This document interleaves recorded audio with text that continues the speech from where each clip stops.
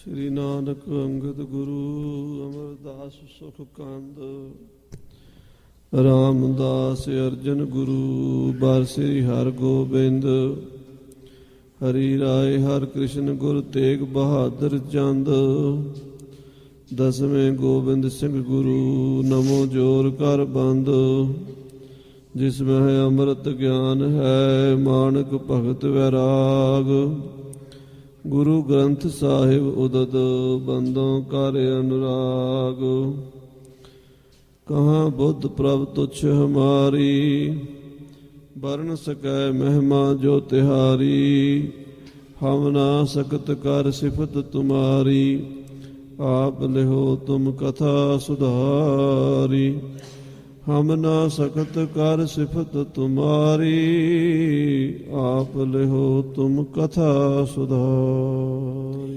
सतनाम वाहिगुरु साहिब जी दोहरा सुनो सो पौरख खालसे जिम थोड़न बहुते जीत हमरे दादे थोकियो मरण धर्म धर चीत।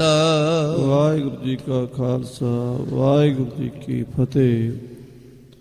गुरु की साजी नवाजी हुई परम सत्कारयोग गुरु खालसा साध संगत जी आप जी अत्यंत बड़भागे हो। सतगुरु गुरु ग्रंथ साहब जी की गोद विच बैठ के संध्या के दीवाना विच हरि जस सरवण कर रहे हो। धन धन श्री गुरु ग्रंथ साहिब जी महाराज सच्चे पातशाह दीन दुनिया दे वाली बाणी गुरु गुरु है बाणी विच बाणी अमृत सारे गुरबाणी कहे सेवक जन मानै प्रतख गुरु निस्तारे। सतगुरां दा गुरता गद्दी दिवस है अज। अज वाले दिन सन 1708 ईस्वी 1765 बिक्रमी नूं सचखंड तखत श्री हजूर साहिब जी पावन पवित्र धरती ते कलगीधर पिता जी महाराज ने भाई दया सिंह जी ने हुक्म किया भाई दया सिंह ग्रंथ साहब लै आओ। भाई साहब भाई दया सिंह जी श्री गुरु ग्रंथ साहब जी का प्रकाश किया। समूह खालसा पंथ उत्थे हाजिर सी और बेअंत संगतां हिंदू मुसलमान मरट्टे लोग शरधावान गुरु साहब के दर्शन करन आए। सारी संगत दे विच महाराज ने श्री गुरु ग्रंथ साहब के अगे 5 पैसे ते नारियल रख के मत्था टेकिया। नारियल ते 5 पैसे का मतलब है क्योंकि सारे फलों विचों श्रोमणी फल नारियल है जिसनों असी रिस्पैक्ट दिंदे आ सत्कार दिंदे आ उन्होंने सब तो वधिया फल भेटा किया जाता है। महाराज गुरु नानक साहब ने 5 पैसे ते नारियल रख के मत्था टेकिया सी गुरु अंगद देव जी दे अगे।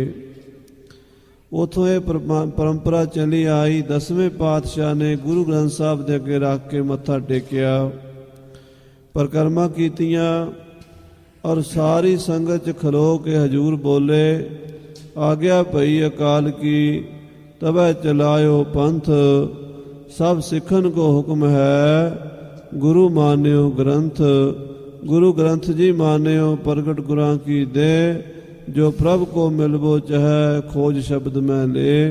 सो अज भी वो दिहाड़ा हजूर साहब उस तरह ही मनाया जाता है।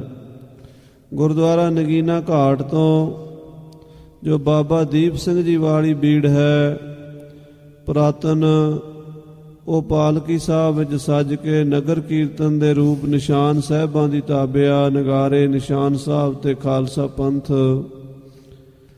सचखंड श्री हजूर साहब आउंदे तखत दे उत्ते और उत्थे फिर वड्डी पालकी साहिब दे विच इस पवित्र पावन गुरु ग्रंथ साहब के वड्डे स्वरूप का प्रकाश बाबा दीप सिंह वाली बीड़ का प्रकाश होंदा है। हैड ग्रंथी साहब हुक्मनामा लेंदे हन प्रकाश करन तो बाद ਪੰਜ ਪਿਆਰੇ ਜਥੇਦਾਰ ਬਾਬਾ ਕੁਲਵੰਤ ਸਿੰਘ ਜੀ ਹਜੂਰ ਸਾਹਿਬ ਦੇ ਜੋ ਵੱਡੇ ਜਥੇਦਾਰ ਹਨ, ਉਸੇ ਤਰ੍ਹਾਂ ਹੀ ਸ੍ਰੀ ਗੁਰੂ ਗ੍ਰੰਥ ਸਾਹਿਬ ਜੀ ਦੇ ਅੱਗੇ 5 ਪੈਸੇ ਨਾਰੀਅਲ ਰੱਖ ਕੇ ਤੇ ਗੁਰੂ ਸਾਹਿਬ ਜੀ ਨੂੰ ਗੁਰਿਆਈ ਦਾ ਚੰਦਨ ਕੇਸਰ ਦਾ ਤਿਲਕ ਅੱਜ ਵੀ ਲਾ ਕੇ ਉਸੇ ਤਰ੍ਹਾਂ ਹੀ ਮੱਥਾ ਟੇਕਿਆ ਜਾਂਦਾ ਹੈ। ਉਹ ਸੀਨ ਯਾਦ ਆ ਜਾਂਦਾ ਜਦੋਂ ਕਲਗੀਧਰ ਪਿਤਾ ਜੀ ਮਹਾਰਾਜ ਨੇ ਗੁਰਤਾ ਗੱਦੀ ਬਖਸ਼ਿਸ਼ ਕੀਤੀ ਸੀ। ਉਸ ਤੋਂ ਬਾਅਦ ਗੁਰਬਾਣੀ ਦੀ ਗੁਰੂ ਗ੍ਰੰਥ ਸਾਹਿਬ ਦੇ ਆਏ ਹੁਕਮਨਾਮੇ ਦੀ ਕਥਾ ਹਜ਼ੂਰੀ ਕਥਾਵਾਦ ਸਿੰਘ ਕਰਦੇ ਹਨ ਤੇ ਫਿਰ ਦੀਵਾਨ ਦੀ ਸਮਾਪਤੀ ਹੁੰਦੀ ਹੈ। ਸੋ ਖਾਲਸਾ ਜੀ, ਅੱਜ ਆਪਾਂ ਵੀ ਇਸ ਸਥਾਨ ਤੇ ਸਾਰਾ ਦਿਨ ਕਥਾ ਕੀਰਤਨ ਹਰੀ ਜਸ ਨਾਲ ਜੁੜੇ ਹਾਂ। ਗੁਰੂ ਗ੍ਰੰਥ ਸਾਹਿਬ ਜੀ ਮਹਾਰਾਜ ਕਿਰਪਾ ਕਰਨ ਹਰ ਸਿੱਖ ਬੱਚਾ ਗੁਰਬਾਣੀ ਦੀ ਸੰਥਿਆ ਲਵੇ। ਸਿੱਖ ਉਦੋਂ ਹੀ ਬਣਾਂਗੇ ਜਦੋਂ ਗੁਰਬਾਣੀ ਦਾ ਪਾਠ ਕਰਨਾ ਸਿੱਖਾਂਗੇ, ਅਰਥ ਸਿੱਖਾਂਗੇ, ਗੁਰਬਾਣੀ ਦਾ ਬੋਧ ਆਵੇਗਾ। ਫਿਰ ਹੀ ਸਾਡੇ ਅੰਦਰ ਰੋਸ਼ਨੀ ਹੋਵੇਗੀ, ਪ੍ਰਕਾਸ਼ ਹੋਵੇਗਾ, ਸਾਡੇ ਭਰਮ ਭੁਲੇਖੇ ਦੂਰ ਹੋਣਗੇ। ਸੋ ਖਾਲਸਾ ਜੀ, ਅੱਜ ਗੁਰਤਾ ਗੱਦੀ ਦਿਵਸ ਦੀ ਆਪ ਜੀ ਨੂੰ ਲੱਖ ਲੱਖ ਵਧਾਈ ਹੋਵੇ। ਹੁਣ ਆਓ ਲੜੀਵਾਲ ਜਿਹੜੀ ਇਤਿਹਾਸ ਦੀ ਚੱਲ ਰਹੀ ਹੈ। ਖਾਲਸਾ ਜੀ, ਭਾਈ ਮਨੀ ਸਿੰਘ ਸਾਹਿਬ ਜੀ ਦੇ ਬੰਦ ਕੱਟੇ ਗਏ। ਜ਼ਕਰੀਆ ਖਾਨ ਨੇ ਜ਼ੁਲਮਾਂ ਦੀਆਂ ਹਨੇਰੀਆਂ ਲੈ ਆਂਦੀਆਂ।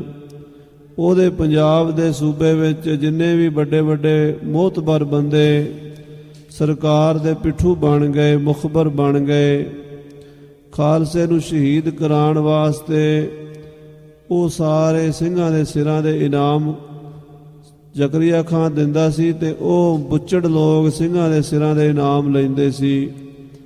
ਨਾਦਰ ਸ਼ਾਹ ਦਾ ਟਾਈਮ ਵੀ ਆਇਆ, ਉਦੋਂ ਵੀ ਖਾਲਸੇ ਨੇ ਕੋਈ ਘਟ ਨਹੀਂ ਗੁਜ਼ਾਰੀ, ਆਪਣੀ ਤਾਕਤ ਫਿਰ ਇਕੱਠੀ ਕੀਤੀ, ਪਰੰਤੂ ਜ਼ਕਰੀਆ ਖਾਨ ਸਿੱਖਾਂ ਦਾ ਵੈਰੀ ਬਣਿਆ ਹੀ ਰਿਹਾ। ਹੁਣ ਉਹਨਾਂ ਦਿਨਾਂ ਵਿੱਚ ਪੰਜਾਬ ਸਿੱਖਾਂ ਤੋਂ ਖਾਲੀ ਹੋ ਗਿਆ, ਯਾਨੀ 1740 ਦੀ ਗੱਲ ਹੈ। 1740 ਵਿੱਚ ਸਿੱਖ ਨਾਂ ਦੀ ਚੀਜ਼ ਪੰਜਾਬ 'ਚੋਂ ਲੱਭਣੀ ਔਖੀ ਹੋ ਗਈ। ਜ਼ਕਰੀਆ ਖਾਨ ਦਹਾੜਦਾ ਫਿਰਦਾ ਸੀ, ਦੇਖੋ ਮੈਂ ਉਹ ਸਿੱਖ ਖਤਮ ਕਰ ਦਿੱਤੇ ਹੈ, ਕੋਈ ਨਹੀਂ ਰਹਿਣ ਦਿੱਤਾ। ਸਿਰ ਪਰ ਹੋਵੇਂ ਜਿਸਕੇ ਕੇਸ, ਰਹਿਣ ਨਾ ਦੇਵੋ ਆਪਣੇ ਦੇਸ਼। ਕੇਸਣ ਵਾਲੇ ਜੋ ਨਰ ਹੋਈ, ਬਾਲ ਬਿਰਧ ਲਭ ਛੱਡੋ ਨਾ ਕੋਈ। ਉਹ ਜੋ ਉਸ ਵੇਲੇ ਦਾ ਵਰਤਾਰਾ ਸੀ, ਉਸ ਵੇਲੇ ਬਹੁਤ ਸਾਰੇ ਸਿੰਘ ਬੀਕਾਨੇਰ ਦੇ ਜੰਗਲਾਂ ਨੂੰ ਚਲੇ ਗਏ। ਜਥੇਦਾਰ ਸ਼ਾਮ ਸਿੰਘ ਜੀ ਨਾਰਲੇ ਵਾਲੇ, ਜੋ ਭਾਈ ਰਤਨ ਸਿੰਘ ਦੇ ਨਾਨਾ ਜੀ ਹਨ, ਬੁੱਢੇ ਦਲ ਦੇ ਜਥੇਦਾਰ ਬਾਬਾ ਜੱਸਾ ਸਿੰਘ ਦੇ ਸੁਨਹਿਰੀਏ ਭਰਾ ਹੋਏ ਹੈ। ਸੁਨਹਿਰੀਏ ਭਰਾ ਦਾ ਮਤਲਬ ਹੁੰਦਾ ਵੀ ਇੱਕ ਟਾਈਮ ਇੱਕੋ ਬਾਟੇ 'ਚ ਅੰਮ੍ਰਿਤ ਛਕਣ ਵਾਲੇ ਨੂੰ ਸੁਨਹਿਰੀਆ ਕਹਿੰਦੇ ਆ। ਉਹਨਾਂ ਦਾ ਆਪਸ 'ਚ ਪ੍ਰੇਮ ਹੁੰਦਾ ਤੇ ਆਪਸ ਇੱਕੋ ਬਾਟੇ 'ਚ ਖਾ ਲੈਣ, ਉਹਨੂੰ ਵੀ ਸੁਨਹਿਰੀਆ ਕਹਿੰਦੇ। ਬਾਬਾ ਜੱਸਾ ਸਿੰਘ ਜੀ ਆਹਲੂਵਾਲੀਆ ਤੇ ਜਥੇਦਾਰ ਬਾਬਾ ਸ਼ਾਮ ਸਿੰਘ ਜੀ ਬੜੇ ਬਲੀ ਜਵਾਨ ਸਨ। ਬੁੱਢਾ ਸਿੰਘ ਜਰਨੈਲ, ਬਹੁਤ ਸਾਰੇ ਹੋਰ ਪੁਰਾਣੇ ਸਿੰਘ ਬੀਕਾਨੇਰ ਵੱਲ ਚਲੇ ਗਏ। ਸਰਦਾਰ ਮਤਾਬ ਸਿੰਘ ਜੀ ਮੀਰਾਂ ਕੋਟੀਆ ਵੀ ਉਦੋਂ ਬੀਕਾਨੇਰ ਰਾਜੇ ਕੋਲ ਜਾ ਰਹੇ, ਜੈਪੁਰ ਦੇ ਰਾਜੇ ਕੋਲ। ਜੈਪੁਰ, ਜੋਧਪੁਰ, ਬੀਕਾਨੇਰ, ਗੰਗਾਨਗਰ, ਚਿਤੌੜਗੜ੍ਹ, ਜੈਸਲਮੇਰ, ਇਹ ਰਾਜਸਥਾਨ ਦੇ ਹਿੰਦੂ ਰਾਜੇ ਜਿਨ੍ਹਾਂ ਕੋਲ ਜਾ ਕੇ ਸਿੰਘਾਂ ਨੇ ਟਾਈਮ ਗੁਜ਼ਾਰਿਆ, ਸਮਾਂ ਪਾਸ ਕੀਤਾ। ਬੜਾ ਔਖਾ ਸਮਾਂ ਸੀ ਉਸ ਵੇਲੇ। ਉਹ ਕਥਾ ਅੱਜ ਦੇ ਪ੍ਰਕਰਣਾਂ 'ਚ ਸਰਵਣ ਕਰੋ, ਪਿਆਰ ਨਾਲ ਆਖੋ ਸਤਨਾਮ ਸ੍ਰੀ ਵਾਹਿਗੁਰੂ ਸਾਹਿਬ ਜੀ। ਸਤਨਾਮ ਸ੍ਰੀ ਵਾਹਿਗੁਰੂ ਸਾਹਿਬ ਜੀ। ਦੋਹਰਾ ਸੁਨੋ ਸੋ ਪੌਰਖ ਖਾਲਸੇ, ਜਿਮ ਥੋੜਨ ਬਹੁਤੇ ਜੀਤ। ਖਾਲਸੇ ਦੀ ਬਹਾਦਰੀ ਦੇ ਕਿੱਸੇ ਸੁਣੋ ਭਾਈ। ਥੋੜੇ ਸਿੰਘਾਂ ਨੇ, ਥੋੜੀ ਫੌਜ ਖਾਲਸੇ ਦੀ ਨੇ ਬਹੁਤਿਆਂ ਨਾਲ ਮੱਥਾ ਲਾਇਆ ਔਰ ਹਰ ਮੈਦਾਨ ਫਤਿਹ ਪ੍ਰਾਪਤ ਕੀਤੀ ਹੈ। ਹਮਰੇ ਦਾਦੇ ਥੋਕਿਓ, ਮਰਨ ਧਰਮ ਧਰ ਚੀਤ। ਭਾਈ ਰਤਨ ਸਿੰਘ ਜੀ ਕਹਿੰਦੇ ਸਾਡਾ ਦਾਦਾ ਸੀ ਮਤਾਬ ਸਿੰਘ ਮੀਰਾਂ ਕੋਟੀਆ, ਉਸ ਮਹਾਬਲੀ ਨੇ ਵੀ ਆਪਣੀ ਜਾਨ ਤਲੀ ਤੇ ਧਰ ਕੇ ਸਾਰੀ ਜ਼ਿੰਦਗੀ ਖੰਡਾ ਖੜਕਾਇਆ। ਨਵਾਬ ਸੋ ਖਾਨ ਬਹਾਦਰ ਸਿੰਘਨ ਪਰ ਕੀਓ ਜੋਰ।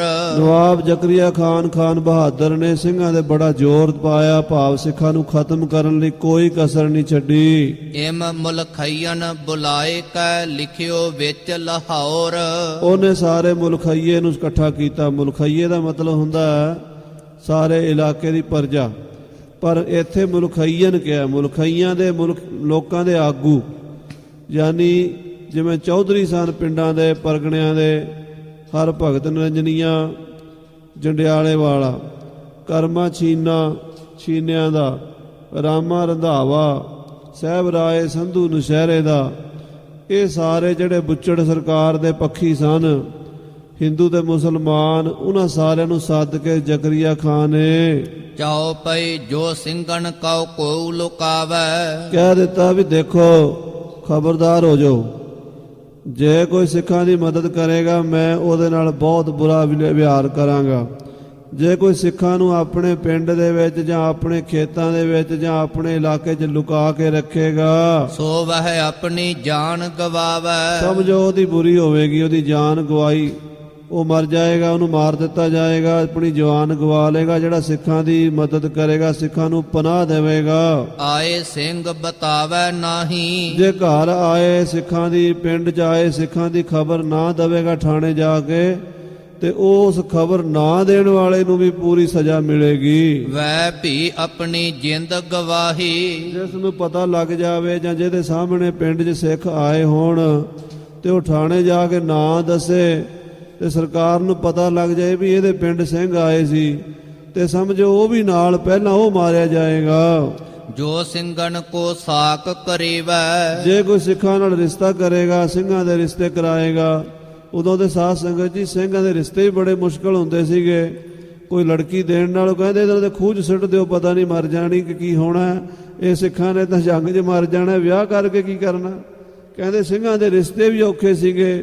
ਜ਼ਕਰੀਆ ਖਾਨ ਨੇ ਕਿਹਾ ਜੇ ਕੋਈ ਸਿੱਖਾਂ ਦਾ ਵਿਚੋਲਾ ਬਣੇ ਰਿਸ਼ਤਾ ਕਰਾਉਣ ਲਈ, ਮੁਸਲਮਾਨ ਸੋ ਹੋਵਨ ਲੇਵੈ। ਉਹਨੂੰ ਮੁਸਲਮਾਨ ਬਣਾਵਾਂਗੇ ਸਾਰੇ ਟੱਬਰ ਨੂੰ। ਕੁੜੀ ਵਾਲਿਆਂ ਨੂੰ ਵੀ ਕਹਿਤਾ ਵੀ ਜੇ ਕੋਈ ਸਿੱਖਾਂ ਨੂੰ ਕੁੜੀ ਦੇਵੇਗਾ ਤੇ ਉਹਦਾ ਵੀ ਅਸੀਂ ਬਾਲ ਬੱਚਾ ਕਹਾਣੀ ਕਰ ਦਿਆਂਗੇ ਜਾਂ ਮੁਸਲਮਾਨ ਬਣਾ ਲਾਂਗੇ। ਜੋ ਸਿੰਘਨ ਕਉ ਦੇਵੈ ਨਾਜ। ਜੇ ਕੋਈ ਸਿੱਖਾਂ ਨੂੰ ਅਨਾਜ ਦੇਵੇਗਾ, ਆਟਾ, ਦਾਲ ਜਾਂ ਪ੍ਰਸ਼ਾਦੇ ਪਕਾ ਕੇ ਕੋਈ ਜੰਗਲ 'ਚ ਭੇਜੇਗਾ ਸਿੱਖਾਂ ਦੇ ਮਦਦ ਕਰਨ ਵਾਸਤੇ, ਮੁਸਲਮਾਨ ਕਰੋ ਤਿਸ ਕਾਜ। ਉਹਨੂੰ ਵੀ ਮੁਸਲਮਾਨ ਬਣਾਵਾਂਗੇ। ਇਸ ਕੰਮ ਕਰਕੇ ਵੀ ਉਹਨੇ ਸਿੱਖਾਂ ਨੂੰ ਰੋਟੀ ਖਵਾਈ ਹੈ ਜਾਂ ਸਿੰਘਾਂ ਦੇ ਦਲਾਂ ਨੂੰ ਰਾਸ਼ਨ ਪਾਣੀ ਭੇਜਿਆ ਹੈ। ਦੋਹਰਾ ਐਸੀ ਐਸੀ ਘੂਰ ਕਰ ਦੀਨੇ ਲੋਕ ਡਰਾਏ। ਇਸ ਤਰ੍ਹਾਂ ਦੀ ਘੂਰ ਘੱਪ ਕਰਕੇ ਇਦਾਂ ਦੇ ਡਰਾਵੇ ਪਾ ਕੇ ਕਈਨ ਕਉ ਸਿਰ ਪਾਉਦੈ ਦੀਨੇ ਵਿੱਚੋਂ ਪੜਾਏ। ਵਿੱਚੋਂ ਸਰੋਪੇ ਦੇ ਕੇ, ਕਈਆਂ ਨੂੰ ਡਰਾਵੇ ਦੇ ਕੇ, ਕਈਆਂ 'ਚ ਫੁੱਟ ਪਵਾ ਕੇ ਇਦਾਂ ਪੰਜਾਬ ਦੇ ਜਿਹੜੇ ਮੁਖੀ ਬੰਦੇ ਸੀਗੇ ਆਪਣੇ ਨਾਲ ਜੋੜ ਲਏ। ਪਿੰਡਾਂ ਦੀ ਪੰਚਾਇਤਾਂ ਨੂੰ ਵੀ ਤਾੜਨਾ ਕਰ ਦਿੱਤੀ। ਚਾਉ ਪਈ ਤਬ ਸਿੰਘਨ ਕੋ ਲੋਕ ਬਤਾਵੈ। ਉਸ ਵੇਲੇ ਖਾਲਸਾ ਜੀ ਲੋਕ ਸਿੰਘਾਂ ਦੇ ਵੈਰੀ ਬਣ ਗਏ। ਕਈ ਡਰਦੇ ਮਾਰੇ ਬਣ ਗਏ, ਕਈ ਲਾਲਚ ਵਿੱਚ ਆ ਕੇ ਬਣ ਗਏ। ਸਿੰਘਾਂ ਦੀਆਂ ਖਬਰਾਂ ਥਾਣਿਆਂ 'ਚ ਜਾਣ ਲੱਗੀਆਂ।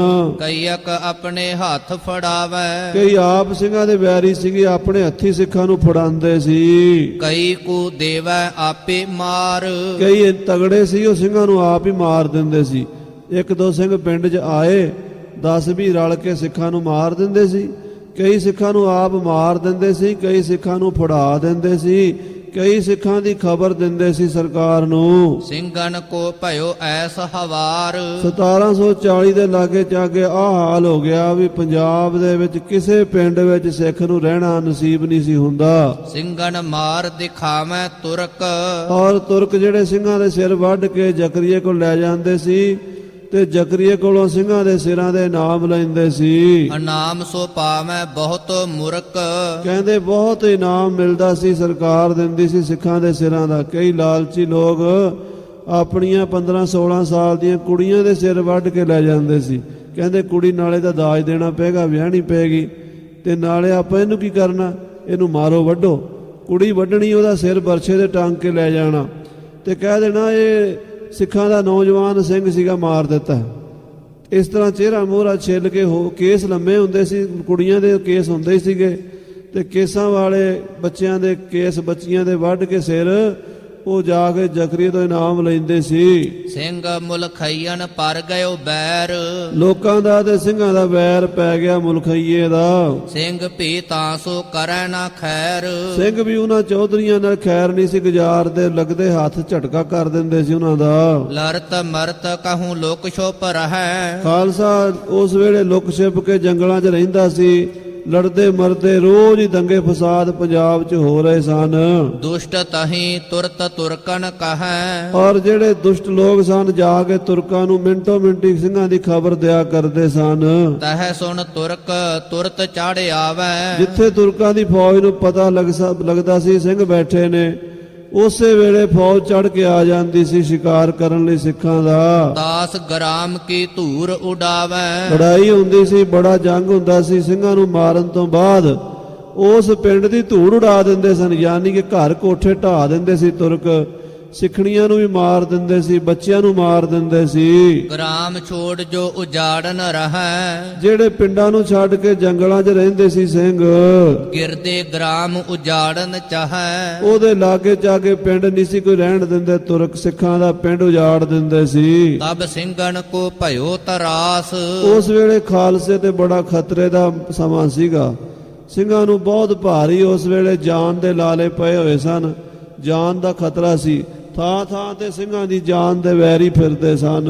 ਸਿੰਘਨ ਵਤਨੋਂ ਛੋੜਿਓ ਵਾਸ, ਹੁਣ ਸਾਧ ਸੰਗਤ ਜੀ ਪੰਜਾਬ ਸਿੱਖਾਂ ਨੂੰ ਛੱਡਣਾ ਪੈ ਗਿਆ। ਕੋ ਜੰਗਲ ਦੱਖਣ ਰੁਕੇ, ਕਈ ਜੰਗਲ ਵਿੱਚ ਚਲੇ ਗਏ। ਆ ਮਾਲਵੇ ਦਾ ਬਠਿੰਡੇ ਦਾ ਇਲਾਕਾ, ਇਹਨੂੰ ਜੰਗਲ ਕਹਿੰਦੇ ਸੀਗੇ। ਇੱਧਰ ਚਲੇ ਗਏ, ਅੱਗੇ ਦੱਖਣ ਨੂੰ ਚਲੇ ਗਏ, ਹੋਰ ਅੱਗੇ ਚਲੇ ਗਏ। ਕੋਈ ਕੋ ਪੂਰਬ ਪਹਾੜਨ ਲੁਕੇ, ਕਈ ਪਹਾੜਾਂ ਨੂੰ ਚਲੇ ਗਏ ਵੀ ਚਲੋ ਪਹਾੜਾਂ 'ਚ ਦਿਨ ਕੱਟਾਂਗੇ, ਪਰ ਪਹਾੜਾਂ ਦੇ ਵਿੱਚ ਦਿਨ ਕੱਟਣੇ ਬੜੇ ਔਖੇ ਸਨ। ਰਹੇ ਦੇਸ਼ ਮਹਿ ਸੋ ਅਤ ਦੁਖੀ, ਜਿਹੜੇ ਪੰਜਾਬ 'ਚ ਰਹਿ ਗਏ ਉਹ ਦੁਖੀ ਹੋਏ, ਬੜੇ ਮਾਰੇ ਗਏ, ਬਹੁਤੇ ਪਕੜੇ ਗਏ, ਬਹੁਤੇ ਉਹਨਾਂ ਨੂੰ ਤਸੀਹੇ ਦਿੱਤੇ ਗਏ। ਬਾਜ ਦੇਸ਼ ਜਿਉ ਬਟੇਰਨ ਉਖੀ, ਜਿਵੇਂ ਬਾਜਾਂ ਦੇ ਦੇਸ਼ 'ਚ ਬਟੇਰਿਆਂ ਦੀ ਹਾਲਤ ਹੁੰਦੀ ਹੈ, ਉਹ ਦੁਖੀ ਹੁੰਦੇ ਆ। ਬਾਜ ਨੇ ਜਿਸ ਵੇਲੇ ਵੇਖਿਆ ਝਪਟ ਮਾਰ ਲੈਣੀ ਹੈ। ਉਸ ਵੇਲੇ ਜ਼ਕਰੀਆ ਖਾਂ ਬਾਜ ਬਣਿਆ ਸੀ ਸਿੰਘਾਂ ਦੇ ਵਾਸਤੇ, ਤੇ ਸਿੰਘਾਂ ਦੇ ਸ਼ਿਕਾਰ ਕਰਦਾ ਸੀ।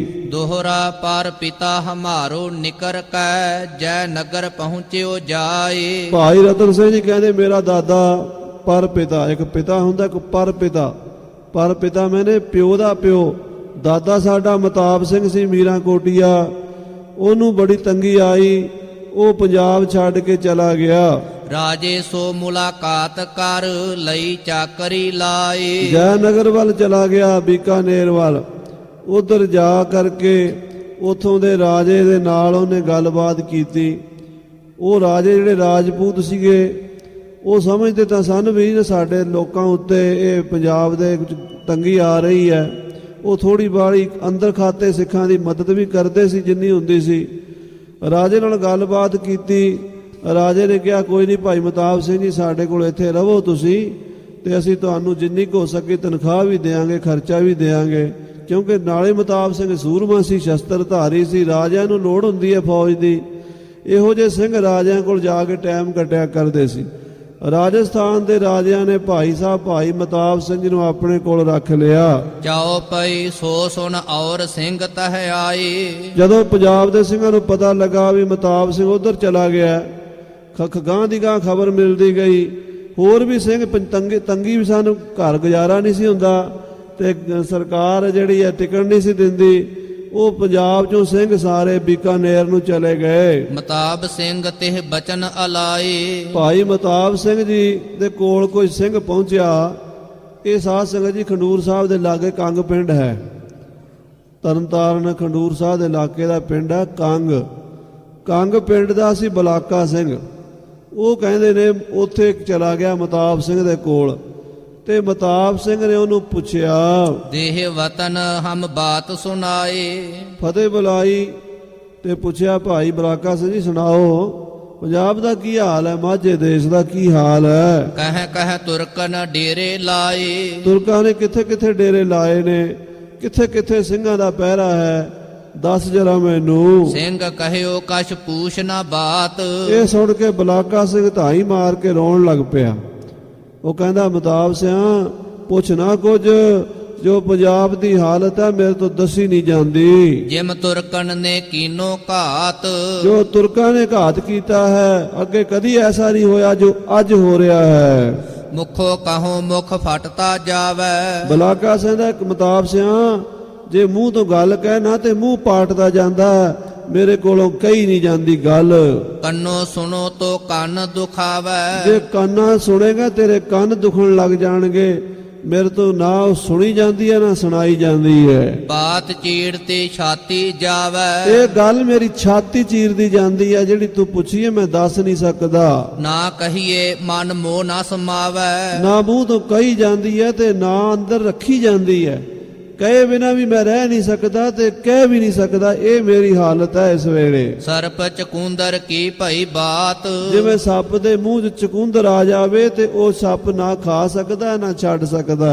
ਉਗਲਤ ਬਣੇ ਨਾ ਬਣੇ ਜਿਮ ਖਾਤ। ਜਿਵੇਂ ਸੱਪ ਦੇ ਮੂੰਹ ਦੇ ਵਿੱਚ ਚੁੰਦਰ ਆਈ ਨਾ ਖਾਏ ਨਾ ਛੱਡੇ, ਏਦਾਂ ਮੈਂ ਫਸ ਗਿਆ, ਨਾ ਦੱਸ ਸਕਦਾ ਨਾ ਰੱਖ ਸਕਦਾ ਗੱਲ ਆਪਣੇ ਕੋਲ।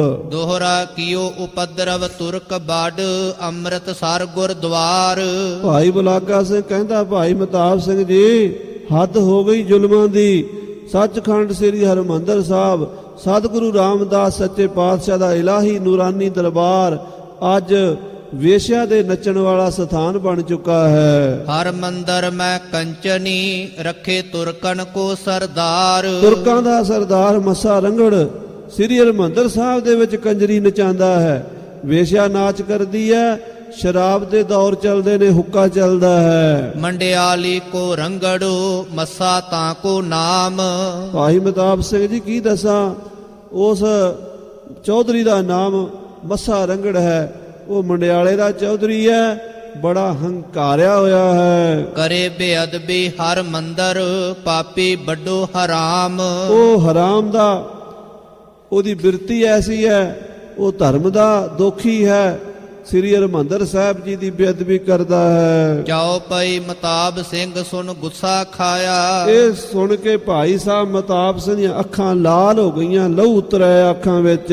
ਜਾਣ ਕਰ ਬਿਸ਼ੂ ਡੰਗ ਲਗਾਇਆ। ਜਿਵੇਂ ਕਿਸੇ ਨੂੰ ਬਿੱਛੂ ਦਾ ਡੰਗ ਲੱਗਦਾ ਹੈ ਤੇ ਉਹ ਤੜਫਦਾ, ਏਦਾਂ ਮਤਾਬ ਸਿੰਘ ਤੜਫਿਆ। ਕਹਿਓ ਸਿੰਘ ਊਹਾ ਸਿੰਘ ਕੋ ਨਾਹੀ। ਅੱਗੋਂ ਮਤਾਬ ਸਿੰਘ ਕਹਿੰਦਾ ਬਲਾਕਾ ਸਿਆਂ ਪੰਜਾਬ 'ਚ ਸਿੰਘ ਮਰ ਗਏ ਨੇ, ਪੰਜਾਬ 'ਚ ਕੋਈ ਸਿੰਘ ਨਹੀਂ ਰਿਹਾ। ਕੋਈ ਉੱਥੇ ਖਾਲਸੇ ਦੀ ਜਾਤ ਮੁੱਕ ਗਈ ਹੈ, ਕੀ ਹੋ ਗਿਆ ਹੈ? ਸੀਸ ਨਾ ਤਾਂ ਕੋ ਤੋੜਿਓ ਤਾਹੀ। ਕਿਸੇ ਨੇ ਉਹਦਾ ਸਿਰ ਨਹੀਂ ਵੱਢਿਆ ਜਾ ਕੇ, ਕਿਸੇ ਨੇ ਉਹਦਾ ਸਿਰ ਨਹੀਂ ਫੇਆ ਕੁੱਤੇ ਦਾ, ਦੁਸ਼ਟ ਦਾ। ਕੋਈ ਦੱਸੋ ਖਾਲਸਾ ਕਿੱਥੇ ਚਲਾ ਗਿਆ?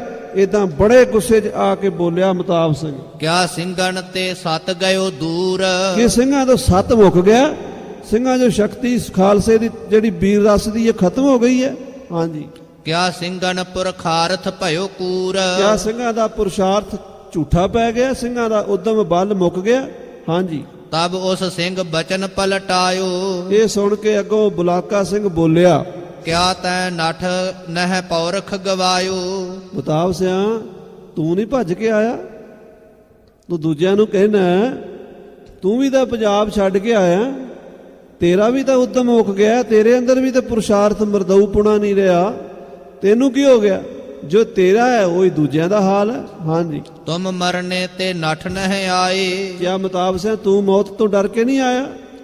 ਮੌਤ ਤੋਂ ਸਾਰੇ ਡਰਦੇ ਆ, ਤੂੰ ਵੀ ਡਰਿਆ। ਜੇ ਉਹ ਡਰੀ ਬੈਠੇ ਨੇ ਤੇ ਤੂੰ ਵੀ ਤਾਂ ਡਰ ਕੇ ਆਇਆ ਇੰਨੀ ਦੂਰ ਬੀਕਾਨੇਰ ਵਿੱਚ। ਉਨ ਕੋ ਦੇ ਤੋ ਉਲਾਂਬਾ ਕਾਹੇ। ਉਹਨਾਂ ਨੂੰ ਕੀ ਉਲਾਂਭੇ ਦਿੰਦਾ ਮਤਾਬ ਸਿਆਂ? ਆਪਣੇ ਅੰਦਰ ਝਾਤੀ ਮਾਰ, ਤੂੰ ਵੀ ਤਾਂ ਭੱਜ ਕੇ ਆਇਆ ਹੈ। ਤੁਮ ਭਜ ਤੁਰਕਨ ਪ੍ਰਾਨ ਬਚਾਏ। ਤੂੰ ਵੀ ਤਾਂ ਭੱਜ ਕੇ ਤੁਰਕਾਂ ਤੋਂ ਜਾਨ ਬਚਾਈ, ਇੱਥੇ ਰਾਜਸਥਾਨ 'ਚ ਬੀਕਾਨੇਰ 'ਚ ਬੈਠਾ ਹੈ। ਤੁਮਰੇ ਜੈਸੋ ਸਭ ਓਏ ਭਏ। ਜਿਹੋ ਜਿਹਾ ਤੂੰ ਹੈ ਉਹੋ ਜਿਹੇ ਉਹ ਸਿੰਘ ਨੇ, ਉਹ ਵੀ ਤਾਂ ਬੰਦੇ ਨੇ, ਉਹਨਾਂ ਦੇ ਕਿਹੜੀ ਚਾਰ ਬਾਹਾਂ ਨੇ? ਦੋ ਹੀ ਨੇ।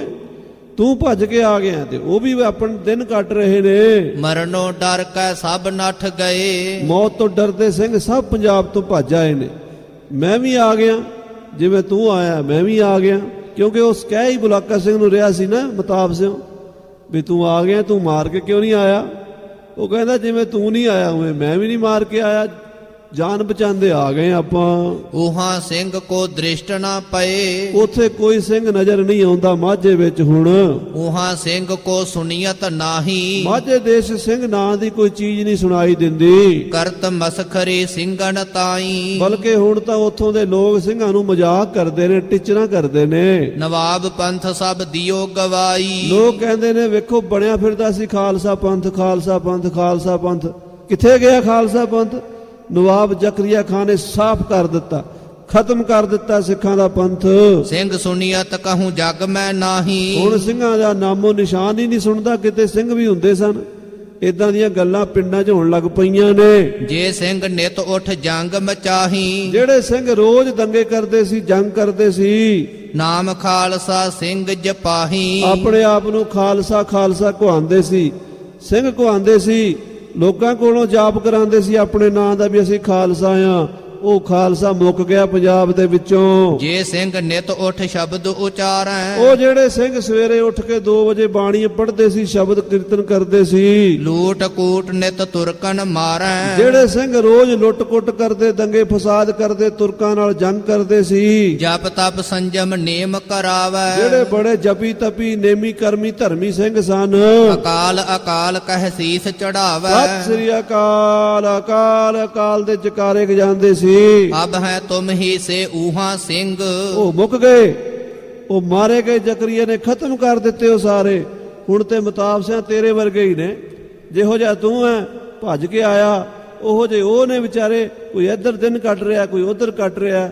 ਉਹ ਸਿੰਘ ਗਏ ਹੁਣ ਜਿਹੜੇ ਅੱਗੇ ਵੈਰੀ ਦੇ ਦੰਦ ਖੱਟੇ ਕਰਦੇ ਸੀ। ਗਏ ਨੱਠ ਕਰ ਲੰਬੀ ਡਿੰਗ, ਲੰਮੀਆਂ ਡਿੰਗਾਂ ਮਾਰ ਕੇ ਭੱਜ ਗਏ ਪੰਜਾਬ ਚੋਂ ਸਿੱਖ। ਦੋਹਰਾ ਯਹ ਸੁਣ ਸਿੰਘ ਜੀ ਚਿਪ ਲੱਗੀ, ਜਨ ਕਰ ਬਿਛੂ ਡਾਂਕ। ਇਹ ਗੱਲ ਭਾਈ ਮਤਾਬ ਸਿੰਘ ਨੂੰ ਇੰਜ ਵੱਜੀ ਜਿਵੇਂ ਬਿੱਛੂ ਨੇ ਡੰਗ ਮਾਰਿਆ ਹੋਵੇ। ਤਨ ਮਨ ਅਚਬੇ ਬਹੁ ਲੱਗੀ, ਚਿਤ ਧਾਰਿਓ ਮਰਨ ਨਿਸਾਂਕ। ਜਿਵੇਂ ਕਿਸੇ ਨੂੰ ਬਿੱਛੂ ਲੜਦਾ ਨਾ, ਉਹਦੇ ਤਨ ਨੂੰ ਅਚਬੀ ਲੱਗ ਜਾਂਦੀ ਹੈ। ਉਹ ਬੰਦਾ ਇਹਦਾ ਸਰੀਰ ਉਹਦੇ ਤੋਂ ਬੇਕਾਬੂ ਹੋ ਜਾਂਦਾ, ਉਹਦੀ ਦਰਦ ਸਹੀ ਨਹੀਂ ਜਾਂਦੀ। ਇਦਾਂ ਭਾਈ ਸਾਹਿਬ ਮਤਾਬ ਸਿੰਘ ਕੋਲੋਂ ਸਹਿਣਾ ਬਰਦਾਸ਼ਤ ਕਰਨਾ ਔਖਾ ਹੋ ਗਿਆ। ਸੋਰਠਾ ਮਾੜੀ ਕੰਬੋ ਵਾਲ, ਸੁੱਖਾ ਸਿੰਘ ਤਰਖਾਣ ਥੋ। ਇੱਕ ਤਰਖਾਣ ਸਿੰਘ ਬਰਾਦਰੀ ਵਿੱਚੋਂ, ਤਰਖਾਣਾ ਦੀ ਬਰਾਦਰੀ ਚੋਂ ਸਿੰਘ ਸੀਗਾ। ਮਾੜੀ ਕੰਬੋ ਕੀ ਪਿੰਡ ਹੈ, ਇਹ ਵੀ ਮਾਝੇ ਵਿੱਚ, ਜਿੱਥੇ ਭਾਈ ਸੁੱਖਾ ਸਿੰਘ ਦਾ ਜਨਮ ਹੋਇਆ। ਇਹ ਸਾਰਾ ਇਲਾਕਾ ਬਾਬਾ ਦੀਪ ਸਿੰਘ ਦਾ ਪਿੰਡ, ਪਹੂ ਪਿੰਡ ਹੈ। ਨਾਰਲੇ ਵਾਲੇ ਸ਼ਾਮ ਸਿੰਘ ਦਾ ਪਿੰਡ ਹੈ। ਇਧਰ ਝਬਾਲ ਆ ਗਿਆ, ਤਰਨਤਾਰਨ ਦਾ ਇਲਾਕਾ ਆ ਗਿਆ, ਤੇ ਇਧਰ ਭਿੱਖੀ ਪਿੰਡ ਦਾ ਇਲਾਕਾ, ਬਾਬੇ ਤਾਰਾ ਸਿੰਘ ਡਲਵਾਂ ਦਾ ਪਿੰਡ ਵਿੱਚ। ਇਧਰ ਮਾੜੀ ਕੰਬੋਕੀ ਪਿੰਡ ਸੁਣੀਦਾ ਹੈ, ਕੰਬੋਕੀ ਮਾੜੀ। ਇਸ ਪਿੰਡ ਦਾ ਤਰਖਾਣ ਜਾਤੀ ਦਾ ਸਿੰਘ ਸੀਗਾ, ਰਾਮਗੜ੍ਹੀ ਜਿਨ੍ਹਾਂ ਨੂੰ ਕਹਿੰਦੇ ਮਿਸਤਰੀ। ਉਹ ਤਰਖਾਣ ਬਰਾਦਰੀ ਚੋਂ ਸੁੱਖਾ ਸਿੰਘ ਬੜਾ ਸੂਰਮੀ ਯੋਧਾ ਬਹਾਦਰ ਸੀ। ਮਤਾਬ ਸਿੰਘ ਕੇ ਨਾਲ ਆਇਓ ਦੂਜੋ ਸਿਦਕ ਕਰ। ਇਹ ਕਹਿਣ ਲੱਗਾ ਮਤਾਬ ਸਿੰਘ ਮੈਂ ਤੇਰੇ ਨਾਲ ਚੱਲਾਂਗਾ, ਚੱਲ ਆਪਾਂ ਚੱਲ ਕੇ ਸ੍ਰੀ ਦਰਬਾਰ ਸਾਹਿਬ ਦੀ ਬੇਅਦਬੀ ਨੂੰ ਠੱਲ ਪਾਵਾਂਗੇ, ਵੇਖਾਂਗੇ ਕਿਹੜਾ ਮਸਾ ਰੰਗੜ ਹੈ। ਮਤਾਬ ਸਿੰਘ ਤੇ ਸੁੱਖਾ ਸਿੰਘ ਦੋਵੇਂ ਅਰਦਾਸਾਂ ਸੋਧ ਕੇ ਖਾਲਸੇ ਪੰਥ ਤੋਂ ਸ੍ਰੀ ਗੁਰੂ ਗ੍ਰੰਥ ਸਾਹਿਬ ਦਾ ਹੁਕਮਨਾਮਾ ਲੈ ਕੇ ਚੱਲ ਪਏ। ਚਾਉ ਪਈ ਉੱਠ ਕਰ ਸਿੰਘ ਜੀ ਫਤਿਹ ਬੁਲਾਈ। ਦੋਵਾਂ ਨੇ ਖਾਲਸੇ ਦੇ ਦੀਵਾਨ ਵਿੱਚ ਉੱਠ ਕੇ ਫਤਿਹ ਗਜਾਈ। ਵਾਹਿਗੁਰੂ ਜੀ ਕਾ ਖਾਲਸਾ, ਵਾਹਿਗੁਰੂ ਜੀ ਕੀ ਫਤਿਹ। ਚਰਨ ਛੋਹੇ ਸਿੰਘ ਆਗਿਆ ਪਾਈ, ਔਰ ਸਿੰਘਾਂ ਦੇ ਚਰਨਾਂ ਨੂੰ ਹੱਥ ਲਾ ਕੇ ਮੱਥੇ ਨੂੰ ਲਾਇਆ, ਕਿਉਂਕਿ ਖਾਲਸੇ ਦੇ ਚਰਨਾਂ 'ਚ ਉਹ ਬਰਕਤਾਂ ਹਨ ਜਿਹੜੀਆਂ ਗੁਰੂ ਨਾਨਕ ਸਾਹਿਬ, ਗੁਰੂ ਗੋਬਿੰਦ ਸਿੰਘ ਸਾਹਿਬ ਨੇ ਪਾਈਆਂ ਨੇ। ਖਾਲਸਾ ਮੇਰਾ ਰੂਪ ਹੈ ਖਾਸ, ਖਾਲਸੇ ਮੈਂ ਹੋ ਕਰੋ ਨਿਵਾਸ। ਸਿੰਘਾਂ ਨੂੰ ਨਮਸਕਾਰ ਕਰਕੇ ਫਤਿਹ ਗਜਾ ਕੇ ਇਹ ਦੋਵੇਂ ਸਿੰਘ ਘੋੜਿਆਂ ਤੇ ਸਵਾਰ ਹੋ ਗਏ। ਹਮ ਮਾਰੇ ਜਾਏ ਤੁਰਕਣ ਤਾਈ, ਕਹਿਣ ਲੱਗੇ ਦੇਖਦੇ ਆ ਕਿਹੜਾ ਮੱਸਾ ਰੰਗੜ ਹੈ, ਸਿਰ ਵੱਢ ਕੇ ਲਿਆਵਾਂਗੇ। ਚਰਨ ਛੋਹੋਂ ਮੈਂ ਖਾਲਸੇ ਆਈ। ਭਾਈ ਸਾਹਿਬ ਮਤਾਬ ਸਿੰਘ ਤੇ ਸੁੱਖਾ ਸਿੰਘ ਕਹਿਣ ਲੱਗੇ, ਸਿੰਘੋ ਜੇ ਗੁਰੂ ਰਾਮਦਾਸ ਪਾਤਸ਼ਾਹ ਦੀ ਕਿਰਪਾ ਹੋਈ, ਸਿਰ ਵੱਢ ਕੇ ਤੁਹਾਡੇ ਕੋਲ ਇੱਥੇ ਬੀਕਾਨੇਰ ਪਹੁੰਚਾ ਦੇਾਂਗੇ ਔਰ ਤੁਹਾਨੂੰ ਤੁਹਾਡੇ ਚਰਨ ਛੂਹਾਂਗੇ ਆ ਕੇ ਅਸੀਂ। ਜੇਕਰ ਸੀਸ ਲੱਗੇ ਗੁਰ ਅਰਥ, ਜੇ ਗੁਰੂ ਵਾਸਤੇ ਸਾਡਾ ਸੀਸ ਲਿਖ ਲੱਗ ਜਾਵੇ, ਧਨ ਜਨਮ ਧਨ ਮਰਨ ਸਮਰੱਥ। ਸਾਡਾ ਜਨਮ ਜੀਵਨ ਸਫਲ ਹੋ ਜਾਏਗਾ। ਜੇ ਮਾਰੇ ਗਏ ਤਾਂ ਵੀ ਸਫਲ ਹਾਂ, ਜੇ ਮਾਰ ਕੇ ਆ ਗਏ ਤਾਂ ਵੀ ਸਫਲ ਹਾਂ, ਪਰ ਛੱਡਦੇ ਨਹੀਂ, ਮਾਰ ਕੇ ਹੀ ਆਵਾਂਗੇ। ਤੁਰਕਨ ਲੜਨਾ ਮਰਨੋਂ ਡਰੇ, ਤੁਰਕ ਤੋਂ ਅਸੀਂ ਨਾ ਡਰਦੇ ਹਾਂ, ਲੜਨ ਤੋਂ ਨਾ ਮਰਨ ਤੋਂ। ਧ੍ਰਿਕ ਤਿਸ ਜਨਨੀ ਧ੍ਰਿਕ ਪਿਤ ਕਰੇ। ਜਿਹੜਾ ਡਰੇ ਤੁਰਕਾਂ ਤੋਂ ਲੜਨ ਮਰਨ ਤੋਂ, ਉਹਦਾ ਮਾਂ ਨੂੰ ਤੇ ਉਹਦੇ ਪਿਤਾ ਨੂੰ ਵੀ ਲਾਹਨਤ ਹੈ। ਧ੍ਰਿਗ ਉਹਦੀ ਮਾਂ ਤੇ ਧ੍ਰਿਗ ਉਹਦਾ ਪਿਤਾ। ਹਾਂਜੀ, ਦੋਹਰਾ ਮਰਨੇ ਤੇ ਕਿਆ ਡਰਪਨਾ ਲੈ ਪਾਹੁਲ ਖੰਡੇ ਧਾਰ। ਖੰਡੇ ਦੀ ਪੌਲ ਲਈ ਹੈ, ਹੁਣ ਮਰਨ ਦਾ ਡਰ ਕਾਹਦਾ, ਜਦੋਂ ਅੰਮ੍ਰਿਤ ਹੀ ਖੰਡੇ ਦਾ ਛਕ ਲਿਆ। ਦੁਨੀਆ 'ਚ ਅਨੇਕ ਪ੍ਰਕਾਰ ਦੀ ਪੌਲ ਹੈ। ਸਾਧੂ ਸੰਤ ਮਹਾਪੁਰਸ਼ ਆਪਣੇ ਆਪਣੇ ਤਰੀਕੇ ਨਾਲ ਦੀਕਸ਼ਾ ਦਿੰਦੇ ਹੈ। ਕਲਗੀਧਰ ਨੇ ਖੰਡੇ ਨਾਲ ਦਿੱਤੀ ਹੈ। ਖੰਡੇ ਨਾਲ ਅੰਮ੍ਰਿਤ ਦੇਣ ਦਾ ਮਤਲਬ ਹੈ ਖੰਡੇ ਦੀ ਧਾਰ ਤੇ ਨੱਚਣਾ, ਸ਼ਹੀਦੀ ਪਾਣ ਨੂੰ ਤਿਆਰ ਬਰ ਤਿਆਰ ਰਹਿਣਾ। ਅਸੀਂ ਤਾਂ ਹਰ ਵੇਲੇ ਮੌਤ ਤਲੀ ਤੇ ਧਰੀ ਹੋਈ ਹੈ ਜਾਨ, ਤੇ ਪ੍ਰਵਾਨ ਹੈ ਸਾਨੂੰ। ਜਬ ਹਾਥ ਸਿਧੌਰਾ ਲੈ ਤੁਰੇ ਮਰਨੋਂ ਡਰੇ ਨਾ ਨਾਰ। ਆਹਾ, ਸਿੰਘ ਕਹਿੰਦੇ ਇੱਕ ਇਸਤਰੀ ਜਦੋਂ ਹੱਥ ਵਿੱਚ ਸਿੰਧੌਰਾ ਲੈ ਕੇ ਤੁਰਦੀ ਹੈ, ਉਹ ਮੌਤ ਤੋਂ ਨਹੀਂ ਡਰਦੀ। ਪੁਰਾਣੇ ਜ਼ਮਾਨੇ 'ਚ ਸਤੀ ਦਾ ਰਿਵਾਜ ਸੀਗਾ। ਪਤੀ ਮਰ ਜਾਵੇ, ਘਰ ਵਾਲੀ ਨਾਲ ਸਤੀ ਹੁੰਦੀ ਸੀ ਚਿਖਾ ਦੇ ਵਿੱਚ। ਉਹ ਕੱਪੜੇ ਬੜੇ ਨਵੇਂ ਪਾਉਂਦੀ ਸੀ, ਸਾਫ਼ ਸੁਥਰੇ ਧੋਏ ਹੋਏ, ਜਾਂ ਕਹਿ ਲਓ ਨਵੇਂ ਕੱਪੜੇ ਸਵਾ ਕੇ। ਜੇ ਪਤੀ ਨੂੰ ਕਫਨ ਪਾਇਆ ਤੇ ਉਹਨੇ ਨਵੇਂ ਕੱਪੜੇ ਪਾਣੇ ਨੇ, ਸ਼ਿੰਗਾਰ ਪੂਰਾ ਕਰਨਾ, ਤੇ ਫਿਰ ਉਸਨੇ ਇਸ਼ਨਾਨ ਕਰਕੇ ਨਵੇਂ ਕੱਪੜੇ ਪਾ ਕੇ ਸਤੀ ਨੇ 3-4 ਚੀਜ਼ਾਂ ਹੱਥ 'ਚ ਲੈਂਦੀ ਸੀ, ਉਹਨੂੰ ਸਿੰਧੌਰਾ ਕਹਿੰਦੇ ਸੀਗੇ।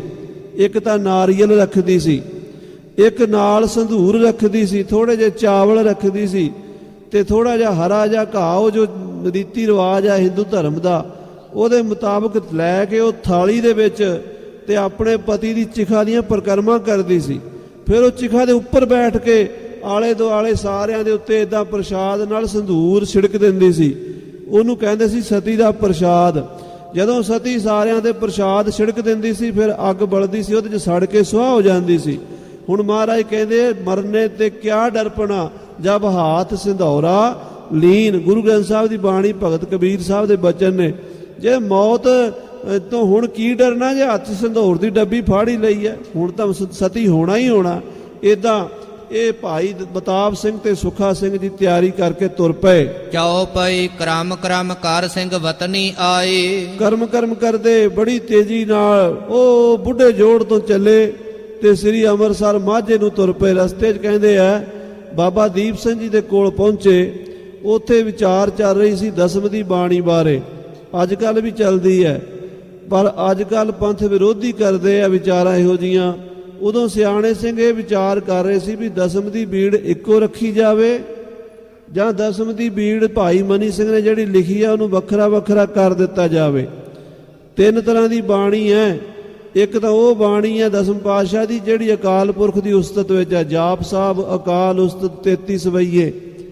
ਦੂਜੀ ਉਹ ਬਾਣੀ ਹੈ ਜਿਹੜੀ ਯੁੱਧਮਈ ਜੰਗਮਈ ਹੈ, ਇਤਿਹਾਸ ਹੈ ਰਾਮਚੰਦਰ ਜੀ ਦਾ, ਕ੍ਰਿਸ਼ਨ ਜੀ ਦਾ, ਯੋਧਿਆਂ ਦਾ, ਬਹਾਦਰਾਂ ਦਾ, ਜਿਹੜੇ ਖੰਡੇ ਮਾਰਦੇ ਰਹੇ ਮੈਦਾਨੇ ਜੰਗ ਵਿੱਚ, ਲੱਖਾਂ ਕਰੋੜਾਂ ਨਾਲ ਲੜਦੇ ਰਹੇ, ਉਹਨਾਂ ਦੀ ਕਥਾ ਹੈ। ਤੀਸਰੀ ਬਾਣੀ ਇਸਤਰੀਆਂ ਦੇ ਚਰਿੱਤਰ ਹਨ, ਛਲ ਕਪਟ ਤੋਂ ਕਿਵੇਂ ਬਚਣਾ। ਉਹ ਜਿਹੜੇ 3 ਤਰ੍ਹਾਂ ਦੇ ਵਿੱਚ ਚੈਪਟਰ ਹਨ। ਕੁਝ ਸਿੰਘ ਕਹਿੰਦੇ ਸੀ ਵੀ ਇਹਨਾਂ ਨੂੰ ਵੱਖਰਾ ਵੱਖਰਾ ਕਰ ਦਈਏ, ਕੁਝ ਕਹਿੰਦੇ ਸੀ ਇਕੱਠਾ ਹੀ ਰਹਿਣ ਦਈਏ ਗੁਰੂ ਦੀ ਬਾਣੀ ਨੂੰ। ਬਾਬਾ ਦੀਪ ਸਿੰਘ ਜੀ ਸਿੰਘਾਂ ਦੀ ਰਾਏ ਲੈ ਰਹੇ ਸੀ, ਬਾਣੀ ਦੀ ਸੁਧਾਈ ਹੋ ਰਹੀ ਸੀ। ਰਸਤੇ 'ਚ ਭਾਈ ਮਤਾਬ ਸਿੰਘ ਤੇ ਭਾਈ ਸੁੱਖਾ ਸਿੰਘ ਜੀ ਆ ਕੇ ਬਾਬਾ ਦੀਪ ਸਿੰਘ ਜੀ ਨੂੰ ਮਿਲੇ, ਜਲ ਪ੍ਰਸ਼ਾਦਾ ਛਕਿਆ ਦਮਦਮੇ। ਫਿਰ ਬਾਬਾ ਦੀਪ ਸਿੰਘ ਨੇ ਪੁੱਛਿਆ ਵੀ ਸਿੰਘੋ ਤੁਸੀਂ ਅੰਮ੍ਰਿਤਸਰ ਜਾ ਰਹੇ ਹੋ, ਤੁਸੀਂ ਵੀ ਗੁਰੂ ਦੇ ਪਿਆਰੇ ਹੋ, ਤੁਸੀਂ ਰਾਏ ਦਿਓ ਵੀ ਅਸੀਂ ਬੀੜ ਇਕੱਠੀ ਰੱਖੀਏ ਦਸਮ ਪਾਤਸ਼ਾਹ ਦੀ ਕਿ ਵੱਖਰੀ ਵੱਖਰੀ ਕਰ ਦਈਏ। ਭਾਈ ਮਤਾਬ ਸਿੰਘ ਕਹਿੰਦੇ ਬਾਬਾ ਜੀ ਅਸੀਂ ਤੁਹਾਡੇ ਬੱਚੇ ਹਾਂ, ਤੁਸੀਂ ਸਾਡੇ ਬਜ਼ੁਰਗ ਹੋ, ਸਿਆਣੇ ਹੋ, ਅਸੀਂ ਤੁਹਾਨੂੰ ਕੀ ਰਾਏ ਦੇ ਸਕਦੇ ਹਾਂ। ਪਰ ਜੇ ਸਾਨੂੰ ਪੁੱਛਿਆ ਤਾਂ ਅਸੀਂ ਇਹ ਕਹਿੰਦੇ ਹਾਂ ਵੀ ਤੁਸੀਂ ਅਰਦਾਸ ਕਰੋ, ਤੁਸੀਂ ਬਜ਼ੁਰਗ ਹੋ, ਅਰਦਾਸ ਕਰੋ। ਅਸੀਂ ਹਰਿਮੰਦਰ ਸਾਹਿਬ ਜਾਵਾਂਗੇ, ਮਸੇ ਰੰਗੜ ਦਾ ਸਿਰ ਵੱਢ ਕੇ ਜਿਉਂਦੇ ਜੇ ਤੁਹਾਡੇ ਕੋਲ ਆ ਕੇ ਉਹਦਾ ਸਿਰ ਲੈ ਕੇ ਤੇ ਦਸਮ ਦੀ ਬੀੜ ਇਕੱਠੀ ਰਹਿਣ ਦਿਆ ਜੇ, ਤੇ ਜੇ ਅਸੀਂ ਉੱਥੇ ਸ਼ਹੀਦੀ ਪਾ ਗਏ ਤੇ ਬੀੜ ਵੱਖਰੀ ਵੱਖਰੀ ਕਰ ਦਿਆ ਜੇ। ਬਾਬਾ ਦੀਪ ਸਿੰਘ ਨੇ ਵੀ ਅਰਦਾਸਾ ਸੋਧ ਦਿੱਤਾ। ਇਹ ਸਾਰੇ ਸਿੰਘਾਂ ਨੇ ਜਕਾਰੇ ਗਜਾ ਕੇ ਇਹਨਾਂ ਨੂੰ ਦਮਦਮੇ ਤੋਂ ਵੀ ਤੋਰ ਦਿੱਤਾ। ਥੋੜਾ ਚਿਰ ਹੀ ਉੱਥੇ ਆਰਾਮ ਕੀਤਾ ਕਿਉਂਕਿ ਕੰਮ ਬੜੀ ਛੇਤੀ ਕਰਨਾ ਸੀ ਜਾ ਕੇ। ਇਹ ਪੰਜਾਬ ਸ੍ਰੀ ਅੰਮ੍ਰਿਤਸਰ ਤਰਨਤਾਰਨ ਦੇ ਇਲਾਕੇ 'ਚ ਪਹੁੰਚ ਗਏ। ਅੰਮ੍ਰਿਤਸਰ ਢਿੱਗ ਫਿਰਨ ਨਾ ਪਾਏ। ਕਿਉਂਕਿ ਅੰਮ੍ਰਿਤਸਰ ਦੇ ਲਾਗੇ ਸਿੱਖਾਂ ਦੇ ਭੇਸ 'ਚ ਘੁੰਮਣਾ ਬੜਾ ਔਖਾ ਸੀ, ਮੁਸ਼ਕਲ ਸੀ। ਕਰੇ ਸੋਚ ਕਛ ਜਤਨ ਕਮਈਏ। ਸਿਆਣੇ ਸਿੰਘਾਂ ਨੇ ਸਲਾਹ ਕੀਤੀ ਦੋਵਾਂ ਨੇ, ਕੋਈ ਇਹੋ ਜੀ ਵਿਧ ਬਣਾਈਏ ਵੀ ਆਪਾਂ ਮੱਸੇ ਰੰਗੜ ਤੱਕ ਪਹੁੰਚ ਸਕੀਏ। ਟਕੈ ਭਰਨ ਕੋ ਰੂਪ ਬਣਾਈਏ। ਫਿਰ ਦਿਮਾਗ 'ਚ ਆਇਆ ਵੀ ਇੱਕ ਤਰੀਕਾ ਆਪਾਂ ਬਣ ਜਾਈਏ ਨੰਬਰਦਾਰ। ਨੰਬਰਦਾਰ ਪਿੰਡਾਂ ਦਾ ਟੈਕਸ ਤਾਰਨ ਆਉਂਦੇ ਨੇ ਚੌਧਰੀ ਮੱਸੇ ਕੋਲ, ਤੇ ਆਪਾਂ ਨੰਬਰਦਾਰ ਵਾਲਾ ਭੇਸ ਬਣਾ ਕੇ ਚੱਲੀਏ। ਦੋਹਰਾ ਸਿੰਘ ਕਹੈ ਹਮ ਜਿਮ ਪੁਜੈ ਕੋਈ ਸਤਿਗੁਰ ਬਾਤ ਬਣਾਓ। ਤੇ ਅਰਦਾਸ ਕੀਤੀ, ਏ ਮਹਾਰਾਜ ਗੁਰੂ ਰਾਮਦਾਸ ਜੀ ਕੋਈ ਐਸੀ ਵਿਧ ਬਣਾਓ ਕਿ ਅਸੀਂ ਸ੍ਰੀ ਦਰਬਾਰ ਸਾਹਿਬ ਪਹੁੰਚ ਜਾਈਏ। ਜਾਏ ਮੱਸੇ ਕੋ ਸਿਰ ਕਟੈ ਨਹਿ ਰਸਤੇ ਹੋਏ ਅਟਕਾਓ। ਮਹਾਰਾਜ ਆਪ ਸਾਨੂੰ ਮੱਸੇ ਦੇ ਸਿਰ ਤੱਕ ਪਹੁੰਚਾ ਦਿਓ, ਉਦੋਂ ਬਾਅਦ ਭਾਵੇਂ ਸਾਡੀ ਜਾਨ ਲੈ ਲਓ, ਪਰ ਇੱਕ ਵਾਰੀ ਉਹਦਾ ਸਿਰ ਵੱਢ ਦਈਏ, ਇੰਨੀ ਕਿਰਪਾ ਕਰ ਦਿਓ। ਚਾਉ ਪਈ ਸੋ ਸਤਿਗੁਰ ਵਿਧੀ ਬਣਾਈ। ਸੋ ਸਤਿਗੁਰਾਂ ਨੇ ਉਹ ਵਿਧ ਬਣਾ ਦਿੱਤੀ। ਸਿਖਰ ਦੁਪਹਿਰੀ ਮੈਂ ਬਣ ਆਈ। ਭਾਦਰੋਂ ਦਾ ਮਹੀਨਾ ਸੀਗਾ। ਭਾਦਰੋਂ ਦੇ ਮਹੀਨੇ ਦੁਪਹਿਰ ਬੜੀ ਤਪ ਰਹੀ ਸੀ, ਗਰਮੀ ਪੈ ਰਹੀ ਸੀ। ਵਗੀ ਪਵਨ ਬਹੁ ਘਟਾ ਉਡਾਨਾ। ਆ ਤੇਜ਼ ਹਵਾ, ਤੱਤੀ ਲੂਆਂ ਚੱਲ ਰਹੀਆਂ ਸੀ ਤੇ ਘੱਟਾ ਉੱਡ ਰਿਹਾ ਸੀ। ਹਿਮ ਕਰ ਲੀਨੋ ਮੁਖ ਛਿਪਾਨਾ। ਇਧਰ ਭਾਈ ਸਾਹਿਬ ਮਤਾਬ ਸਿੰਘ ਹੋਰਾਂ ਨੇ ਉਹ ਮਿੱਟੀ ਘੱਟੇ ਦੇ ਉੱਡਣ ਦਾ ਬਹਾਨਾ ਕਰਕੇ ਆਪਣੀ ਪੱਗ ਦਾ ਇੱਕ ਲੜ ਮੂੰਹ ਦੇ ਉੱਤੋਂ ਦੀ ਬੰਨ ਲਿਆ ਤਾਂ ਕਿ ਪਤਾ ਨਾ ਲੱਗੇ ਵੀ ਕੌਣ ਹਨ। ਦੋਹਰਾ ਸਿਖਰ ਦੁਪਹਿਰੀ ਭਾਦਵੇ ਸੂਰਜ ਅਤ ਤਪਤਾਏ। ਭਾਦਰੋਂ ਦਾ ਦੁਪਹਿਰਾ ਸੀ, ਸੂਰਜ ਤਪ ਰਿਹਾ ਸੀ। ਕਦ ਬਰਸੈ ਕਦ ਉਜੜੈ ਬਿਦ ਐਸੀ ਲਈ ਤਕਾਏ। ਕਦੀ ਕਦੀ ਮੀਂਹ ਪੈਂਦਾ, ਭਾਦਰੋਂ ਵਿੱਚ ਛੜਾਕਾ ਪੈਂਦਾ, ਕਦੀ ਸਾਫ਼ ਹੋ ਜਾਂਦਾ ਤੇ ਲੂ ਜ਼ਿਆਦਾ ਹੁੰਦੀ, ਥੱਲਿਓਂ ਪੜਾਸ ਬੜੀ ਨਿਕਲਦੀ ਆ, ਧਰਤੀ ਦੇ ਵਿੱਚੋਂ ਅੱਗ ਨਿਕਲਦੀ ਹੈ ਮੀਂਹ ਪੈਣ ਦੇ ਨਾਲ। ਤੇ ਉਹ ਗਰਮੀ ਭਾਦਰੋਂ ਦੀ ਕਹਿੰਦੇ ਝੱਲੀ ਨਹੀਂ ਜਾਂਦੀ। ਭਾਦਰੋਂ ਦੇ ਵੱਟ ਦਾ ਮਾਰਿਆ ਤੇ ਜੱਟ ਕਹਿੰਦੇ ਜੋਗੀ ਬਣ ਗਿਆ ਸੀ, ਇੰਨੀ ਤੰਗੀ ਹੁੰਦੀ ਆ। ਤੇ ਉਹ ਉਸ ਗਰਮੀ ਦੇ ਵਿੱਚ ਚਾਉ ਪਈ ਧੁੱਪ ਲੱਗੀ ਫੌਜ ਛਾਵੇਂ ਗਈ। ਧੁੱਪ ਲੱਗੀ ਬੜੀ, ਜਿਹੜੀ ਫੌਜ ਸੀ ਨਾ ਮੱਸੇ ਰੰਗੜ ਦੀ, ਉਹ ਦੁਪਹਿਰਾ ਕੱਟਣ ਲਈ ਦਰਖਤਾਂ ਥੱਲੇ ਜਾਂ ਹੋਰ ਛਾਵੇਂ ਸਰੋਵਰ ਦੇ ਪਰਲੇ ਪਾਸੇ ਚਲੀ ਗਈ। ਕਿਛ ਬਰਖਾ ਕਰ ਡੇਰਨ ਵਈ। ਉਹ ਮਾੜੀ ਮੋਟੀ ਮੀਂਹ ਕਣੀ ਵੀ ਪੈਂਦੀ ਸੀ, ਇਸ ਕਰਕੇ ਉਹ ਅੰਦਰ ਵੜ ਗਏ ਛੱਪਰਾਂ ਛੰਨਾਂ ਦੇ ਵਿੱਚ। ਮੱਸੇ ਸਾਰੰਗ ਰਾਗ ਗਵਾਇਆ। ਇਧਰ ਸ੍ਰੀ ਹਰਿਮੰਦਰ ਸਾਹਿਬ ਦੇ ਐਨ ਵਿਚਕਾਰ ਮੱਸੇ ਨੇ ਪਲੰਘ ਡਾਇਆ ਹੋਇਆ ਸੀ ਤੇ ਉੱਤੇ ਬੈਠਾ ਸ਼ਰਾਬ ਪੀ ਰਿਹਾ ਤੇ ਹੁੱਕੇ ਦੇ ਗੁੜ-ਗੁੜ ਕਰਦਾ ਸੀ, ਤੇ ਨਾਲ ਸਾਰੰਗ ਰਾਗ, ਇਹ ਦੁਪਹਿਰ ਦਾ ਰਾਗ ਹੈ, 12 ਵਜੇ ਤੋਂ ਬਾਅਦ ਸ਼ੁਰੂ ਹੁੰਦਾ ਸਾਰੰਗ ਰਾਗ ਦਾ ਟਾਈਮ, 12 ਤੋਂ ਲੈ ਕੇ 2:30-3 ਵਜੇ ਤੱਕ ਚੱਲਦਾ। ਮੱਸੇ ਸਾਰੰਗ ਰਾਗ ਵਜਵਾਇਆ, ਉਹਨੇ ਸਾਰੰਗ ਰਾਗ ਸਰੰਗੀ ਵਾਲੇ ਤੋਂ ਤੇ ਤਬਲੇ ਵਾਲੇ ਤੋਂ ਉਹ ਸੁਣਿਆ। ਹਾਂਜੀ, ਵਿਚੈ ਮਲਾਰ ਹੈ ਰਾਗ ਅਲਾਇਆ। ਤੇ ਮਲਾਰ ਰਾਗ ਵੀ ਸੁਣਿਆ, ਕਿਉਂਕਿ ਮਲਾਰ ਜਿਹੜਾ ਹੈ ਉਹ ਸਾਵਣ ਭਾਦਰੋਂ 'ਚ ਪੂਰਾ ਉਹਦਾ ਬਹਾਰ ਹੁੰਦੀ ਹੈ। ਮਲਾਰ ਰਾਗ ਸਾਵਣ ਭਾਦਰੋਂ 24 ਘੰਟੇ ਗਾਇਆ ਜਾ ਸਕਦਾ, ਜਿਵੇਂ ਬਸੰਤ ਰਾਗ ਬਸੰਤ ਰੁੱਤ ਵਿੱਚ 24 ਘੰਟੇ ਗਾਇਆ ਜਾਂਦਾ, ਮਲਾਰ ਰਾਗ ਸਾਵਣ ਭਾਦਰੋਂ 24 ਘੰਟੇ ਗਾਇਆ ਜਾਂਦਾ। ਵਿੱਚੇ ਮਲਾਰ ਤੇ ਵਿੱਚੇ ਸਾਰੰਗ ਦੀਆਂ ਸੁਰਾਂ ਲਾ ਲਾ ਕੇ ਗਵਈਏ ਗੀਤ ਗਾ ਰਹੇ ਸਨ। ਦੋਹਰਾ ਕੋ ਸੁੱਤੋ ਕੋ ਜਾਗਤੋ ਕਿਨੈ ਨਾ ਲਖਿਓ ਭੇਦ। ਕੋਈ ਸੁੱਤਾ ਸੀ, ਕੋਈ ਜਾਗਦਾ ਸੀ, ਪਰ ਕਿਸੇ ਨੂੰ ਇਸ ਗੱਲ ਦਾ ਭੇਦ ਨਹੀਂ ਸੀ ਵੀ ਕੀ ਭਾਣਾ ਵਰਤਣ ਲੱਗਾ ਹੈ। ਦਰਵਾਜੇ ਦਰਸ਼ਨੀ ਜਾ ਟੁਕੇ ਉਤਰੇ ਤਹ ਬਿਨ ਖੇਦ। ਸ੍ਰੀ ਹਰਿਮੰਦਰ ਸਾਹਿਬ ਦਾ ਜਿਹੜਾ ਦਰਸ਼ਨੀ ਦਰਵਾਜ਼ਾ ਹੈ, ਜਿਹਨੂੰ ਆਪਾਂ ਦਰਸ਼ਨੀ ਡਿਊਟੀ ਕਹਿੰਦੇ ਆ, ਜਿੱਥੇ ਭਾਈ ਸਾਲੋ ਜੀ ਦੀ ਬੇਰੀ ਪੁਰਾਤਨ ਲਾਚੀ ਬੇਰੀ ਹੈ, ਉਹਦੇ ਨੇੜੇ ਜਾ ਪਹੁੰਚੇ ਫਟਾਫਟ ਸਿੰਘ। ਜਾਓ ਪਈ ਦੁਈ ਵੱਲ ਦੋਏ ਘੋੜੇ ਲਾਏ। ਤੇ ਦੋਵੇਂ ਘੋੜੇ ਫਟਾਫਟ ਉੱਥੇ ਲਾਚੀ ਬੇਰੀ ਨਾਲ ਬੰਨ ਦਿੱਤੇ। ਦੋਵੇਂ ਬਰਛੇ ਤਹਾਂ ਤੇ ਛਪਾਏ। ਬੇਰੀ ਦੇ ਝਾੜ ਦੇ ਵਿੱਚ ਫਟਾਫਟ ਆਪਣੇ ਬਰਛੇ ਵੀ ਛੁਪਾ ਦਿੱਤੇ। ਦੋਵੇਂ ਬਰਛੇ ਤਹਾਂ ਛੁਪਾਏ, ਬਰਛੇ ਉੱਥੇ ਫਟਾਫਟ ਗੁਪਤ ਕਰ ਦਿੱਤੇ। ਬਲਗਨ ਮਹਿ ਤਲਵਾਰ ਲੁਕੋਈ। ਤਲਵਾਰਾਂ ਪਹਿਲਾਂ ਹੀ ਕੁੜਤਿਆਂ ਦੇ ਥੱਲੇ ਕਰ ਲੀਆਂ ਸੀ, ਵੀ ਉੱਪਰ ਲੰਮੇ ਲੰਮੇ ਨੰਬਰਦਾਰਾਂ ਵਾਲੇ ਧੋਤੀ ਵਾਲਾ ਤੇ ਉੱਪਰ ਲੰਮਾ ਕੁੜਤਾ ਹੁੰਦਾ ਨਾ, ਜਿਵੇਂ ਪੰਜਾਬ 'ਚ ਆਮ ਲੋਕ ਜਟਕੇ ਪਾਉਂਦੇ ਆ। ਮੁਸਲਮਾਨ ਕੁੜਤਾ ਲੰਮਾ ਪਾਉਂਦੇ, ਥੱਲੇ ਧੋਤੀ ਬੰਨਦੇ ਸੀ ਤੇ ਬਾਹਾਂ ਖੁੱਲੀਆਂ ਖੁੱਲੀਆਂ ਹੁੰਦੀਆਂ ਸੀ। ਉਹਦੇ ਵਿੱਚ ਤਲਵਾਰ ਸੌਖੀ ਲੁਕ ਜਾਂਦੀ ਹੈ। ਤਲਵਾਰ ਜਿਹੜੀ ਹੈ ਉਹ ਥੱਲੇ ਲੁਕਾ ਲਈ ਦੋਵਾਂ ਨੇ ਤਲਵਾਰਾਂ, ਤੇ ਪੱਗਾਂ ਜਿਹੜੀਆਂ ਸਿੱਧੀਆਂ ਜੀਆਂ ਬੰਨ ਲਈਆਂ ਜੱਟਾਂ ਵਾਲੀਆਂ ਛਮਲੇ 'ਚ ਛੱਡ ਕੇ, ਤੇ ਇਦਾਂ ਬਰਛੇ ਫਟਾਫਟ ਉੱਥੇ ਲੁਕਾ ਕੇ ਤੇ ਤੁਰ ਪਏ। ਜਿਮ ਕਰ ਨਾਹੀ ਟੋਕੇ ਕੋਈ। ਟੋਕੇ ਨਾ, ਵੀ ਸ਼ਸਤਰ ਕਿਉਂ ਲੈ ਚੱਲੇ ਹੋ ਅੰਦਰ? ਫੌਜ ਨੇ ਸ਼ਸਤਰਾਂ ਵਾਲਿਆਂ ਨੂੰ ਤਾਂ ਅੰਦਰ ਜਾਣ ਨਹੀਂ ਦੇਣਾ, ਸ਼ਸਤਰ ਗੁਪਤ ਕਰ ਲਏ। ਤੇ ਭਾਈ ਮਤਾਬ ਸਿੰਘ ਤੇ ਸੁਖਾ ਸਿੰਘ ਜਦੋਂ ਡਿਊਟੀ ਤੇ ਪਹੁੰਚੇ ਨਾ, ਉਹ ਪਹਿਰੇਦਾਰ ਇੱਕ ਖੜਾ ਸੀਗਾ, ਉਹ ਕਹਿੰਦਾ ਕਿੱਥੋਂ ਆਏ ਹੋ ਨੰਬਰਦਾਰੋ? ਕਹਿੰਦੇ ਜੀ ਪੱਟੀ ਤੋਂ ਆਏ ਆ। ਕਹਿੰਦੇ ਕੀ ਕੰਮ ਹੈ? ਉਹ ਠੀਕਰੀਆਂ ਦੇ ਥੈਲੇ ਭਰ ਕੇ ਰੱਖੇ ਸੀ ਮੋਢਿਆਂ ਦੇ ਉੱਤੇ। ਕਹਿੰਦੇ ਇਹ ਨਾ ਸਾਡਾ ਚੌਧਰੀ ਸਾਹਿਬ ਹੋਰਾਂ ਦਾ ਬੜਾ ਹਿਸਾਬ ਕਿਤਾਬ ਲੰਮਾ ਚੌੜਾ ਰਹਿੰਦਾ, ਕਈ ਮਹੀਨਿਆਂ ਦਾ। ਉਹਦਾ ਕਰਜ਼ਾ ਲਾਣ ਆਏ ਆ, ਉਹਦਾ ਟੈਕਸ ਤਾਰਨ ਆਏ ਆ, ਮਾਮਲਾ ਤਾਰਨ ਆਏ ਆ। ਉਹ ਪਹਿਰੇਦਾਰਾਂ ਨੂੰ ਹੁੰਦਾ ਵੀ ਆਉਂਦਾ ਜਾਂਦਾ ਕੋਈ, ਉਹਨਾਂ ਦਾ ਵੀ ਮੂੰਹ ਮਿੱਠਾ ਕਰਾ ਜਾਂਦਾ। ਕਹਿੰਦੇ ਮੇਰਾ ਵੀ ਕੋਈ ਮੂੰਹ ਮਿੱਠਾ ਕਰਾਓਗੇ? ਕਹਿੰਦੇ ਪਹਿਲਾਂ ਚੌਧਰੀ ਸਾਹਿਬ ਨੂੰ ਖੁਸ਼ ਕਰ ਲਈਏ, ਆਉਂਦਿਆਂ ਤੇਰਾ ਵੀ ਨਿਹਾਲ ਕਰ ਦਿਆਂਗੇ। ਉਹਨੇ ਤੋਰ ਦਿੱਤਾ ਦੇ ਸ੍ਰੀ ਹਰਿਮੰਦਰ ਸਾਹਿਬ ਦੇ ਪੁਲ ਤੇ ਭਾਈ ਸੁੱਖਾ ਸਿੰਘ ਤੇ ਭਾਈ ਮਤਾਬ ਸਿੰਘ ਤੁਰੇ ਜਾ ਰਹੇ ਆ। ਹਾਂਜੀ, ਕੋ ਜਾਣੈ ਕੋ ਆਏ ਸਿਪਾਹੀ, ਕੀ ਜਾਣੇ ਕੌਣ ਆ ਰਹੇ ਨੇ ਕਿ ਮੌਤ ਆ ਰਹੀ ਹੈ। ਮਾਲ ਲਿਆਏ ਕਰ ਉਗਰਾਹੀ, ਉਹ ਤੇ ਸਮਝਦੇ ਵੀ ਇਹ ਤੇ ਮਾਮਲਾ ਲੈ ਕੇ ਆਏ, ਉਗਰਾਹੀ ਕਰਕੇ ਚੰਗਾ ਮਾਲ ਆਇਆ, ਸੋਨੇ ਦੀਆਂ ਮੋਹਰਾਂ ਆਈਆਂ ਨੇ। ਕਿਛ ਬਾਜੈ ਕਿਛ ਗਾਜੈ ਪਰੇ, ਅੰਦਰ ਵਾਜੇ ਗਾਜੇ ਚੱਲ ਰਹੇ ਸੀ, ਸਾਰੰਗੀ ਚੱਲ ਰਹੀ ਸੀ, ਤਬਲਾ ਵੱਜ ਰਿਹਾ ਸੀ। ਤੇ ਭਾਈ ਗਿਆਨੀ ਗਿਆਨ ਸਿੰਘ ਦੇ ਪੰਥ ਪ੍ਰਕਾਸ਼ ਇੱਕ ਬੜਾ ਸੋਹਣਾ ਰੂਪਕ ਅਲੰਕਾਰ ਬੰਨਿਆ। ਉਹ ਕਹਿੰਦੇ ਡੂਬਿਓ ਡੂਬਿਓ ਤਬਲੇ ਕੇ ਤਾਨ ਨੇ ਬਤਾਇਓ ਹੈ। ਉਹ ਤਬਲਾ ਵੱਜ ਰਿਹਾ ਡੁੱਬ ਡੁੱਬ ਕਰਕੇ, ਉਹ ਕਹਿੰਦਾ ਡੁੱਬ ਗਏ ਡੁੱਬ ਗਏ ਡੁੱਬ ਗਏ।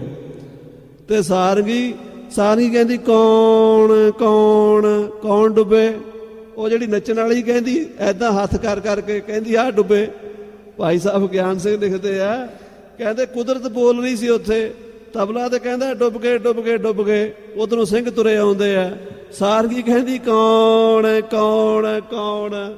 ਤੇ ਉਹ ਵੇਸ਼ਵਾ ਨੱਚਦੀ ਹੋਈ ਜਿਹੜੀ ਉਹ ਐਦਾਂ ਹੱਥ ਕਰਦੀ ਹੈ ਨਾ, ਉਹ ਕਹਿੰਦੀ ਆ ਡੁੱਬਣਗੇ ਸਾਰੇ, ਮੱਸੇ ਵੱਲ ਹੱਥ ਕਰਦੀ ਹੈ। ਇਹਨੇ ਨੂੰ ਭਾਈ ਸਾਹਿਬ ਮਤਾਬ ਸਿੰਘ ਤੇ ਸੁੱਖਾ ਸਿੰਘ ਸ੍ਰੀ ਦਰਬਾਰ ਸਾਹਿਬ ਦੀ ਸਰਦਲ ਦੇ ਉੱਤੇ ਪਹੁੰਚ ਗਏ। ਹਾਂਜੀ, ਔਰ ਦੇਖੈ ਹੈ ਬਹੁ ਨਟਨੀ ਖਰੇ, ਅੱਗੇ ਉਸ ਵੇਸ਼ਿਆ ਦੇ ਨਾਚ ਵਿੱਚ ਤੇ ਸ਼ਰਾਬ ਦੇ ਨਸ਼ੇ 'ਚ ਸਾਰੇ ਮਸਤ ਹੋਏ ਪਏ ਸੀਗੇ। ਕਿਸੇ ਨੂੰ ਕੀ ਪਤਾ ਸੀ ਕੀ ਭਾਣਾ ਵਰਤਣ ਲੱਗਾ। ਆਉਂਦੇ ਆ ਭਾਈ ਸਾਹਿਬ ਮਤਾਬ ਸਿੰਘ ਤੇ ਸੁੱਖਾ ਸਿੰਘ ਨੇ ਇਦਾਂ ਜਦੋਂ ਸਿਰ ਇਦਾਂ ਕੀਤਾ ਨਾ, ਮੱਸੇ ਨੇ ਸਮਝਿਆ ਵੀ ਸ਼ਾਇਦ ਮੈਨੂੰ ਸਲਾਮ ਕਰ ਰਹੇ ਨੇ। ਉਹਦਾ ਸ੍ਰੀ ਹਰਿਮੰਦਰ ਸਾਹਿਬ ਜੀ ਨੂੰ ਨਮਸਕਾਰ ਕਰ ਰਹੇ ਸੀ, ਪਰ ਮੱਸੇ ਨੇ ਸੋਚਿਆ ਵੀ ਨੰਬਰਦਾਰ ਚੌਧਰੀ ਨੂੰ ਮੱਥਾ ਟੇਕ ਰਹੇ, ਮੈਨੂੰ ਟੇਕ ਰਹੇ ਆ। ਹਾਂਜੀ, ਸਿੰਘਨ ਕੋ ਤਹ ਲੱਗ ਗਇਓ ਦਾਵ, ਸਿੰਘ ਅੰਦਰ ਜਾ ਪਹੁੰਚੇ, ਦਾ ਲੱਗ ਗਿਆ। ਮੱਸਾ ਰੰਗੜ ਬੋਲਿਆ, ਹਾਂ ਵੀ ਕੌਣ? ਕਹਿੰਦਾ ਜੀ ਪੱਟੀ ਦੇ ਨੰਬਰਦਾਰ ਆ ਜੀ। ਮਤਾਬ ਸਿੰਘ ਕਹਿੰਦਾ ਕੀ ਲਿਆਏ ਹੋ?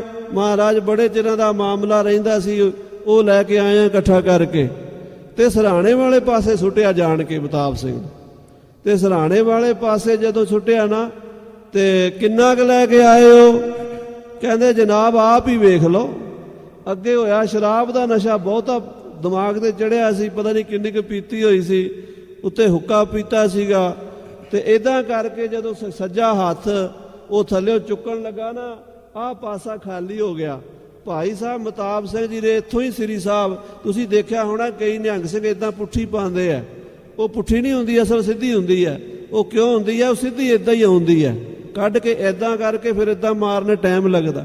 ਇਦਾਂ ਪਾਈ ਹੋਈ ਸੀ ਕੁੜਤੇ ਦੇ ਥੱਲਿਓਂ, ਇਦਾਂ ਸਿੱਧੀ ਝਾੜ ਦਿੱਤੀ ਸਿਰ ਦੇ ਉੱਤੇ। ਹਾਂਜੀ, ਸਿੰਘਨ ਸ਼ਤਾਬੇ ਚੱਕਿਓ ਪਾਵ, ਸਿੰਘਾਂ ਨੇ ਫੁਰਤੀ ਨਾਲ ਪੈਰ ਚੁੱਕਿਆ ਜਾ ਕੇ। ਸਤਿਗੁਰ ਆਪਣੋ ਕਾਜ ਸਵਾਰੇ, ਆਹਾ ਕਹਿੰਦੇ ਸਤਿਗੁਰਾਂ ਨੇ ਆਪਣੇ ਕੰਮ ਆਪ ਹੀ ਸਵਾਰ ਦਿੱਤੇ। ਓਏ ਕਰ ਦੇਨੇ ਦਿਸ਼ਟ ਅੰਧਾਰੇ, ਅੰਨੇ ਹੀ ਕਰ ਦਿੱਤੇ, ਤੁਰਕ ਪਤਾ ਹੀ ਨਹੀਂ ਲੱਗਾ ਵੀ ਮੌਤ ਬੂਹੇ ਤੇ ਆ ਗਈ ਹੈ। ਦੋਹਰਾ ਦੋ ਸਿੰਘ ਤਹ ਜਾ ਪੁੱਜੇ, ਜਹ ਬਾਜੈ ਮਿਰਦੰਗ, ਜਿੱਥੇ ਮਿਰਦੰਗ ਤਬਲਾ ਸਾਰੰਗੀ ਵੱਜ ਰਹੀ ਸੀ, ਨਾਚ ਗਾਣਾ ਹੋ ਰਿਹਾ ਸੀ, ਉੱਥੇ ਪਹੁੰਚ ਗਏ। ਕੱਢ ਸਿਰੋਹੀ ਸਿਰ ਦਈ, ਮੱਸੇ ਕੋ ਨਿਰਸੰਗ, ਸਰੋ ਦੇਸ਼ ਦੀ ਬਣੀ ਫੁਲਾਦੀ ਸਰੋਈ ਤਲਵਾਰ ਭਾਈ ਮਤਾਬ ਸਿੰਘ ਨੇ ਇਸ ਤਰ੍ਹਾਂ ਹੀ ਝਾੜ ਦਿੱਤੀ ਮੱਸੇ ਦੇ ਸਿਰ ਦੇ ਉੱਤੇ। ਚਉ ਪਈ ਮੱਸੇ ਕੋ ਇਮ ਸੀਸ ਉਤਾਰਿਓ, ਵਾਰ ਐਸਾ ਭਰਵਾਂ ਕੀਤਾ, ਮੱਸੇ ਦਾ ਸਿਰ ਉਹ ਲਾ ਸੁੱਟਿਆ। ਬੋਲੇ ਸੋ ਨਿਹਾਲ,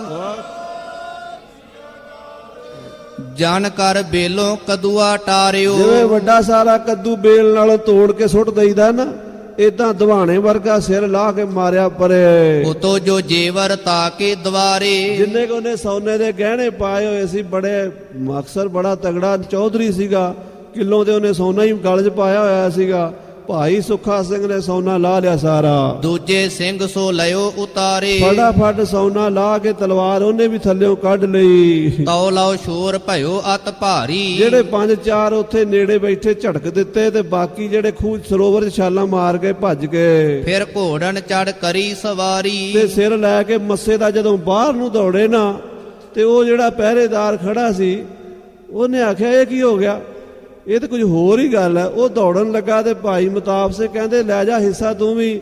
ਕਹਿੰਦਾ ਜੀ ਸਾਰਾ ਚੌਧਰੀ ਨੂੰ ਹੀ ਦੇ ਦਿਓ, ਮੇਰਾ ਕਿ ਮੈਨੂੰ ਕੋਈ ਨਹੀਂ ਕਹਿੰਦਾ। ਤੇ ਮਾਰ ਕੇ ਛਾਲ ਸਿੰਘ ਘੋੜਿਆਂ ਤੇ ਸਵਾਰ ਹੋ ਗਏ। ਛੇੜ ਸੋ ਘੋੜੇ ਰਲ ਗਏ ਝੱਲ, ਆ ਘੋੜੇ ਅਰ ਛੇੜ ਕੇ ਸਿੰਘ ਜੰਗਲ 'ਚ ਚਲੇ ਗਏ। ਇਸ ਬਿਦ ਭਈ ਮੱਸੇ ਕੀ ਗੱਲ, ਇਸ ਤਰ੍ਹਾਂ ਮੱਸੇ ਦੀ ਗੱਲ ਹੋਈ। ਮੱਸਾ ਏਦਾਂ ਮਾਰਿਆ ਸਿੰਘਾਂ ਨੇ। ਕਿਤਕ ਦੇਰ ਕਰ ਰੌਲਾ ਭਇਓ, ਜਦੋਂ ਅੱਧਾ ਘੰਟਾ ਲੰਘ ਗਿਆ ਤੇ ਫੇਰ ਸੋਝੀ ਜੀ ਆਈ ਵੀ ਕੀ ਭਾਣਾ ਵਰਤ ਗਿਆ। ਪਹਿਲਾਂ ਤੇ ਪਤਾ ਹੀ ਨਾ ਲੱਗਾ, ਕਈ ਤੇ ਡਰ ਦੇ ਮਾਰੇ ਉਦਾਂ ਹੀ ਹੌਲ ਕੇ ਡਿੱਗੇ ਪਏ ਰਹੇ ਤੇ ਕਈ ਬਹੁਤੇ ਦੇ ਝੜਕ ਦਿੱਤੇ। 7-8 ਬੰਦੇ ਤਾਂ ਉੱਥੇ ਪਾਰ ਬੁਲਾ ਦਿੱਤੇ। ਉਹ ਵੇਸ਼ਵਾ ਵੀ ਝੜਕ ਦਿੱਤੀ, ਜਿਹੜੇ ਉਹ ਦੂਜੇ ਤੀਜੇ ਸਾਰੰਗੀ ਸੋਰੰਗੀ ਵਾਲੇ ਉਹ ਵੀ ਪਾਰ ਗਏ। ਜਿਹੜੇ ਕੋਈ ਬਚ ਗਏ ਉਹਨਾਂ ਦੀ ਉਂਝ ਹੋਸ਼ ਮਾਰੀ ਗਈ ਵੀ ਬਣ ਕੀ ਗਿਆ, ਪਤਾ ਹੀ ਨਹੀਂ ਲੱਗਾ ਵੀ ਕੀ ਹੋਇਆ, ਕਿੱਥੋਂ ਆਏ ਫਰੇਸ਼ਤੇ ਅਸਮਾਨ ਤੋਂ ਤੇ ਕਿਵੇਂ ਲੈ ਕੇ ਨਿਕਲ ਵੀ ਗਏ। ਅੱਧੇ ਕੁ ਘੰਟੇ ਬਾਅਦ ਹਾਹਾਕਾਰ ਜੀ ਮਚ ਗਈ। ਸਿਖਰ ਦੁਪਹਿਰੇ ਸੁਣਤ ਕਿਛ ਦਇਓ, ਬੇਗਮ ਮੱਸੇ ਦੀ ਰੌਲਾ ਪਾਉਂਦੀ ਹੋਈ ਆਈ, ਰੋਣ ਪਿੱਟਣ ਲੱਗ ਪਈ। ਥੀ ਪਹਿਲੋਂ ਕਿਨ ਕਾਠੀ ਨਾ ਪਾਈ, ਕਿਉਂਕਿ ਉਹ ਤਾਂ ਵਿਚਾਰੇ ਬੜੇ ਆਰਾਮ ਨਾਲ ਹੁੱਕੇ ਹਾਕੇ ਪੀ ਕੇ ਪਏ ਸੀ, ਘੋੜਿਆਂ ਦੇ ਕਾਠੀ ਕਿਸੇ ਨੇ ਪਾਈ ਨਹੀਂ ਸੀ। ਉਹਨਾਂ ਨੂੰ ਕੀ ਪਤਾ ਸੀ ਵੀ ਦੁਪਹਿਰ ਨੂੰ ਕੰਮ ਹੋਣਾ ਤੇ ਸਾਨੂੰ ਕਾਠੀਆਂ ਤੁਰਤ ਪਾਣੀਆਂ ਪੈਣੀਆਂ। ਹੁਣ ਘੋੜੇ ਦੇ ਕਾਠੀ ਪਾਉਂਦੇ 5-7 ਮਿੰਟ ਤਾਂ ਲੱਗਦੇ ਹੀ ਹੈ ਨਾ, ਭਾਵੇਂ ਕਿੰਨਾ ਫੁਰਤੀਲਾ ਹੋਵੇ ਬੰਦਾ। ਘੋੜਾ ਖੋਲਣਾ, ਉਹਨੂੰ ਕੱਸਣਾ, ਬੰਨਣਾ ਕਰਦੇ ਕਰਦੇ 5-7 ਮਿੰਟ 10 ਮਿੰਟ ਮਾਮੂਲੀ ਲੱਗ ਜਾਂਦੇ ਆ। ਤੇ ਉਹ ਇੱਕ ਦੂਜੀ ਨੂੰ ਆਵਾਜ਼ਾਂ ਮਾਰਦੇ ਮਾਰਦੇ ਤਿਆਰ ਹੋ ਜਾਓ, ਤਿਆਰ ਹੋ ਜਾਓ, ਤਿਆਰ ਹੋ ਜਾਓ। ਘੰਟਾ ਸਵਾ ਘੰਟਾ ਲੰਘ ਜਾਂਦਾ। ਇੰਨੇ ਨੂੰ ਸਿੰਘ ਪਤਾ ਨਹੀਂ ਕਿੱਥੇ ਦੀ ਕਿਤੇ ਪਹੁੰਚ ਗਏ। ਹਾਂਜੀ, ਉਨ ਮਨ ਚਿੰਤਾ ਥੀ ਨਹੀਂ ਕਾਈ, ਉਹਨਾਂ ਨੂੰ ਕੀ ਚਿੰਤਾ ਸੀ ਵੀ ਸਾਡੇ ਨਾਲ ਇਦਾਂ ਭਾਣਾ ਵਰਤੇਗਾ। ਉਹਨਾਂ ਨੂੰ ਕੋਈ ਚਿੱਤ ਚੇਤਾ ਵੀ ਨਹੀਂ ਸੀਗਾ। ਰਹਿਤ ਹੋਤੀ ਤਿਹ ਬਹੁਤੀ ਫੌਜ, ਉਸ ਵੇਲੇ ਖਾਲਸਾ ਜੀ ਤੁਰਕਾਂ ਦੀ ਜਿਹੜੀ ਫੌਜ ਸੀਗੀ ਉੱਥੇ ਰਹਿੰਦੀ ਬਹੁਤ ਸਾਰੀ। ਰਹੇ ਬਹੁਤ ਗਾਫਲ ਕਰ ਮੌਜ, ਉਹ ਸ਼ਰਾਬਾਂ ਕਬਾਬਾਂ 'ਚ ਗਫਲ ਹੋਏ ਪਏ ਸੀ। ਉਹਨਾਂ ਨੂੰ ਇਹ ਸੀ ਵੀ ਸਿੰਘ ਤਾਂ ਮਾਰ ਮੁੱਕ ਗਏ, ਹੁਣ ਕਿਹਨੇ ਸਾਨੂੰ ਆ ਕੇ ਕੁਝ ਕਹਿਣਾ ਹੈ। ਹਾਂਜੀ, ਅਲਸਾਨੇ ਦੁਪਹਿਰੇ ਮਾਹੇ, ਫਿਰ ਦੁਪਹਿਰ ਸੀ, ਗਰਮੀ ਸੀ, ਆਲਸ ਕਰਕੇ ਪਏ ਸੀ ਦਰਖਤਾਂ ਥੱਲੇ, ਕੋਈ ਕਿਤੇ ਕਮਰਿਆਂ ਵਿੱਚ, ਕੋਈ ਸ਼ਰਦਖਾਨਿਆਂ ਵਿੱਚ, ਜਿੱਥੇ ਕਿਸੇ ਨੂੰ ਥਾਂ ਮਿਲੀ ਸੁੱਤੇ ਪਏ ਸੀਗੇ। ਨੀਂਦ ਦਬਾਏ ਫਿਰੈ ਤਹਾਹੇ, ਨੀਂਦ ਦਬਾਏ ਫਿਰਦੇ ਸੀ। ਘੋੜੇ ਖੋਲਣ ਲੱਗਿਆ ਰੱਸੇ ਹੱਥ ਕੰਬਣ ਉਹਨਾਂ ਦੇ ਵੀ ਹੁਣ ਕੀ ਬਣ ਗਿਆ ਸੀ, ਇੱਥੇ ਹੋ ਕੀ ਗਿਆ। ਘੋੜੇ ਖੋਲ ਕੇ ਜਾਣ ਕਿੱਧਰ ਇਹ ਵੀ ਪਤਾ ਨਹੀਂ ਹੈ। ਦੋਹਰਾ ਕਾਠੀ ਪਾਏ ਹਥਿਆਰ ਲੈ, ਤੌਲੋ ਸਿੰਘ ਗਏ ਦੂਰ। ਜਿੰਨੇ ਚਿਰ ਨੂੰ ਤੁਰਕਾਂ ਨੇ ਕਾਠੀਆਂ ਪਾਈਆਂ, ਘੋੜੇ ਕੱਸੇ, ਉਹਨੇ ਚਿਰ ਨੂੰ ਸਿੱਖ ਪਤਾ ਨਹੀਂ ਕਿਤੇ ਦੀ ਕਿਤੇ ਦੂਰ ਜੰਗਲ ਨੂੰ ਚਲੇ ਗਏ। ਮਾਰਿਓ ਸੁਣ ਫੌਜਦਾਰ ਕੋ, ਹਾਰੇ ਦੁਖੀ ਬੇਸੂਰ। ਜਥੇਦਾਰ ਮਾਰਿਆ ਗਿਆ ਜਗਮੱਸਾ ਰੰਗੜ ਮੰਡਿਆਲੇ ਦਾ ਚੌਧਰੀ। ਸਾਰੇ ਪਾਸੇ ਪੰਜਾਬ 'ਚ ਹਾਹਾਕਾਰ ਮਚੀ। ਜ਼ਕਰੀਏ ਖਾਂ ਦੇ ਨਾਲ ਇਹ ਜਾ ਕੇ ਇਹਦੀ ਬੇਗਮ ਨੇ ਤੇ ਰੋਣਾ ਪਿੱਟਣਾ ਕੀਤਾ। ਇਹਦੀ ਲਾਸ਼ ਲੈ ਕੇ ਚੱਕ ਕੇ ਸਿਰ ਕੋਈ ਨਹੀਂ, ਕਹਿੰਦੇ ਸਾਡੇ ਕਾਤਲ ਫੜਾਓ। ਤੇ ਫਿਰ ਜ਼ਕਰੀਆ ਨੇ ਹੋਰ ਸਖਤ ਦੌਰ ਕੀਤਾ। ਉਹ ਕਥਾ ਆਪਾਂ ਅਗਲੇ ਪ੍ਰਕਰਣਾਂ ਵਿੱਚ ਸੁਣਾਂਗੇ। ਸਮੇਂ ਦੇ ਲਿਹਾਜ਼ ਨਾਲ ਸਮਾਪਤੀ ਹੈ। ਹੇ ਗੋਬਿੰਦ, ਹੇ ਗੋਪਾਲ, ਹੇ ਦਇਆਲ ਲਾਲ, ਪ੍ਰਾਣਨਾਥ ਅਨਾਥ ਸਖੇ ਦੀਨ ਦਰਦ ਹੇ ਨਿਵਾਰ। ਸਮਰੱਥ ਅਗੰਮ ਪੂਰਨ ਮੋਹਿ ਮਾਇਆ ਧਾਰ, ਅੰਧਕੂਪ ਮਹਾ ਭਿਆਨ ਨਾਨਕ ਨਾਨਕ ਪਾਰ ਉਤਾਰ। ਆਏ ਪ੍ਰਭ ਸਰਨਾਗਤੀ ਕਿਰਪਾ ਨਿਧ ਦਇਆਲ, ਏਕ ਅੱਖਰ ਹਰ ਮਨ ਬਸਤ ਨਾਨਕ ਹੋਤ ਨਿਹਾਲ। ਵਾਹਿਗੁਰੂ ਨਾਮ ਜਹਾਜ ਹੈ, ਚੜੇ ਸੋ ਤਰੇ ਪਾਰ। ਜੋ ਸ਼ਰਧਾ ਕਰ ਸੇਵੰਦੇ।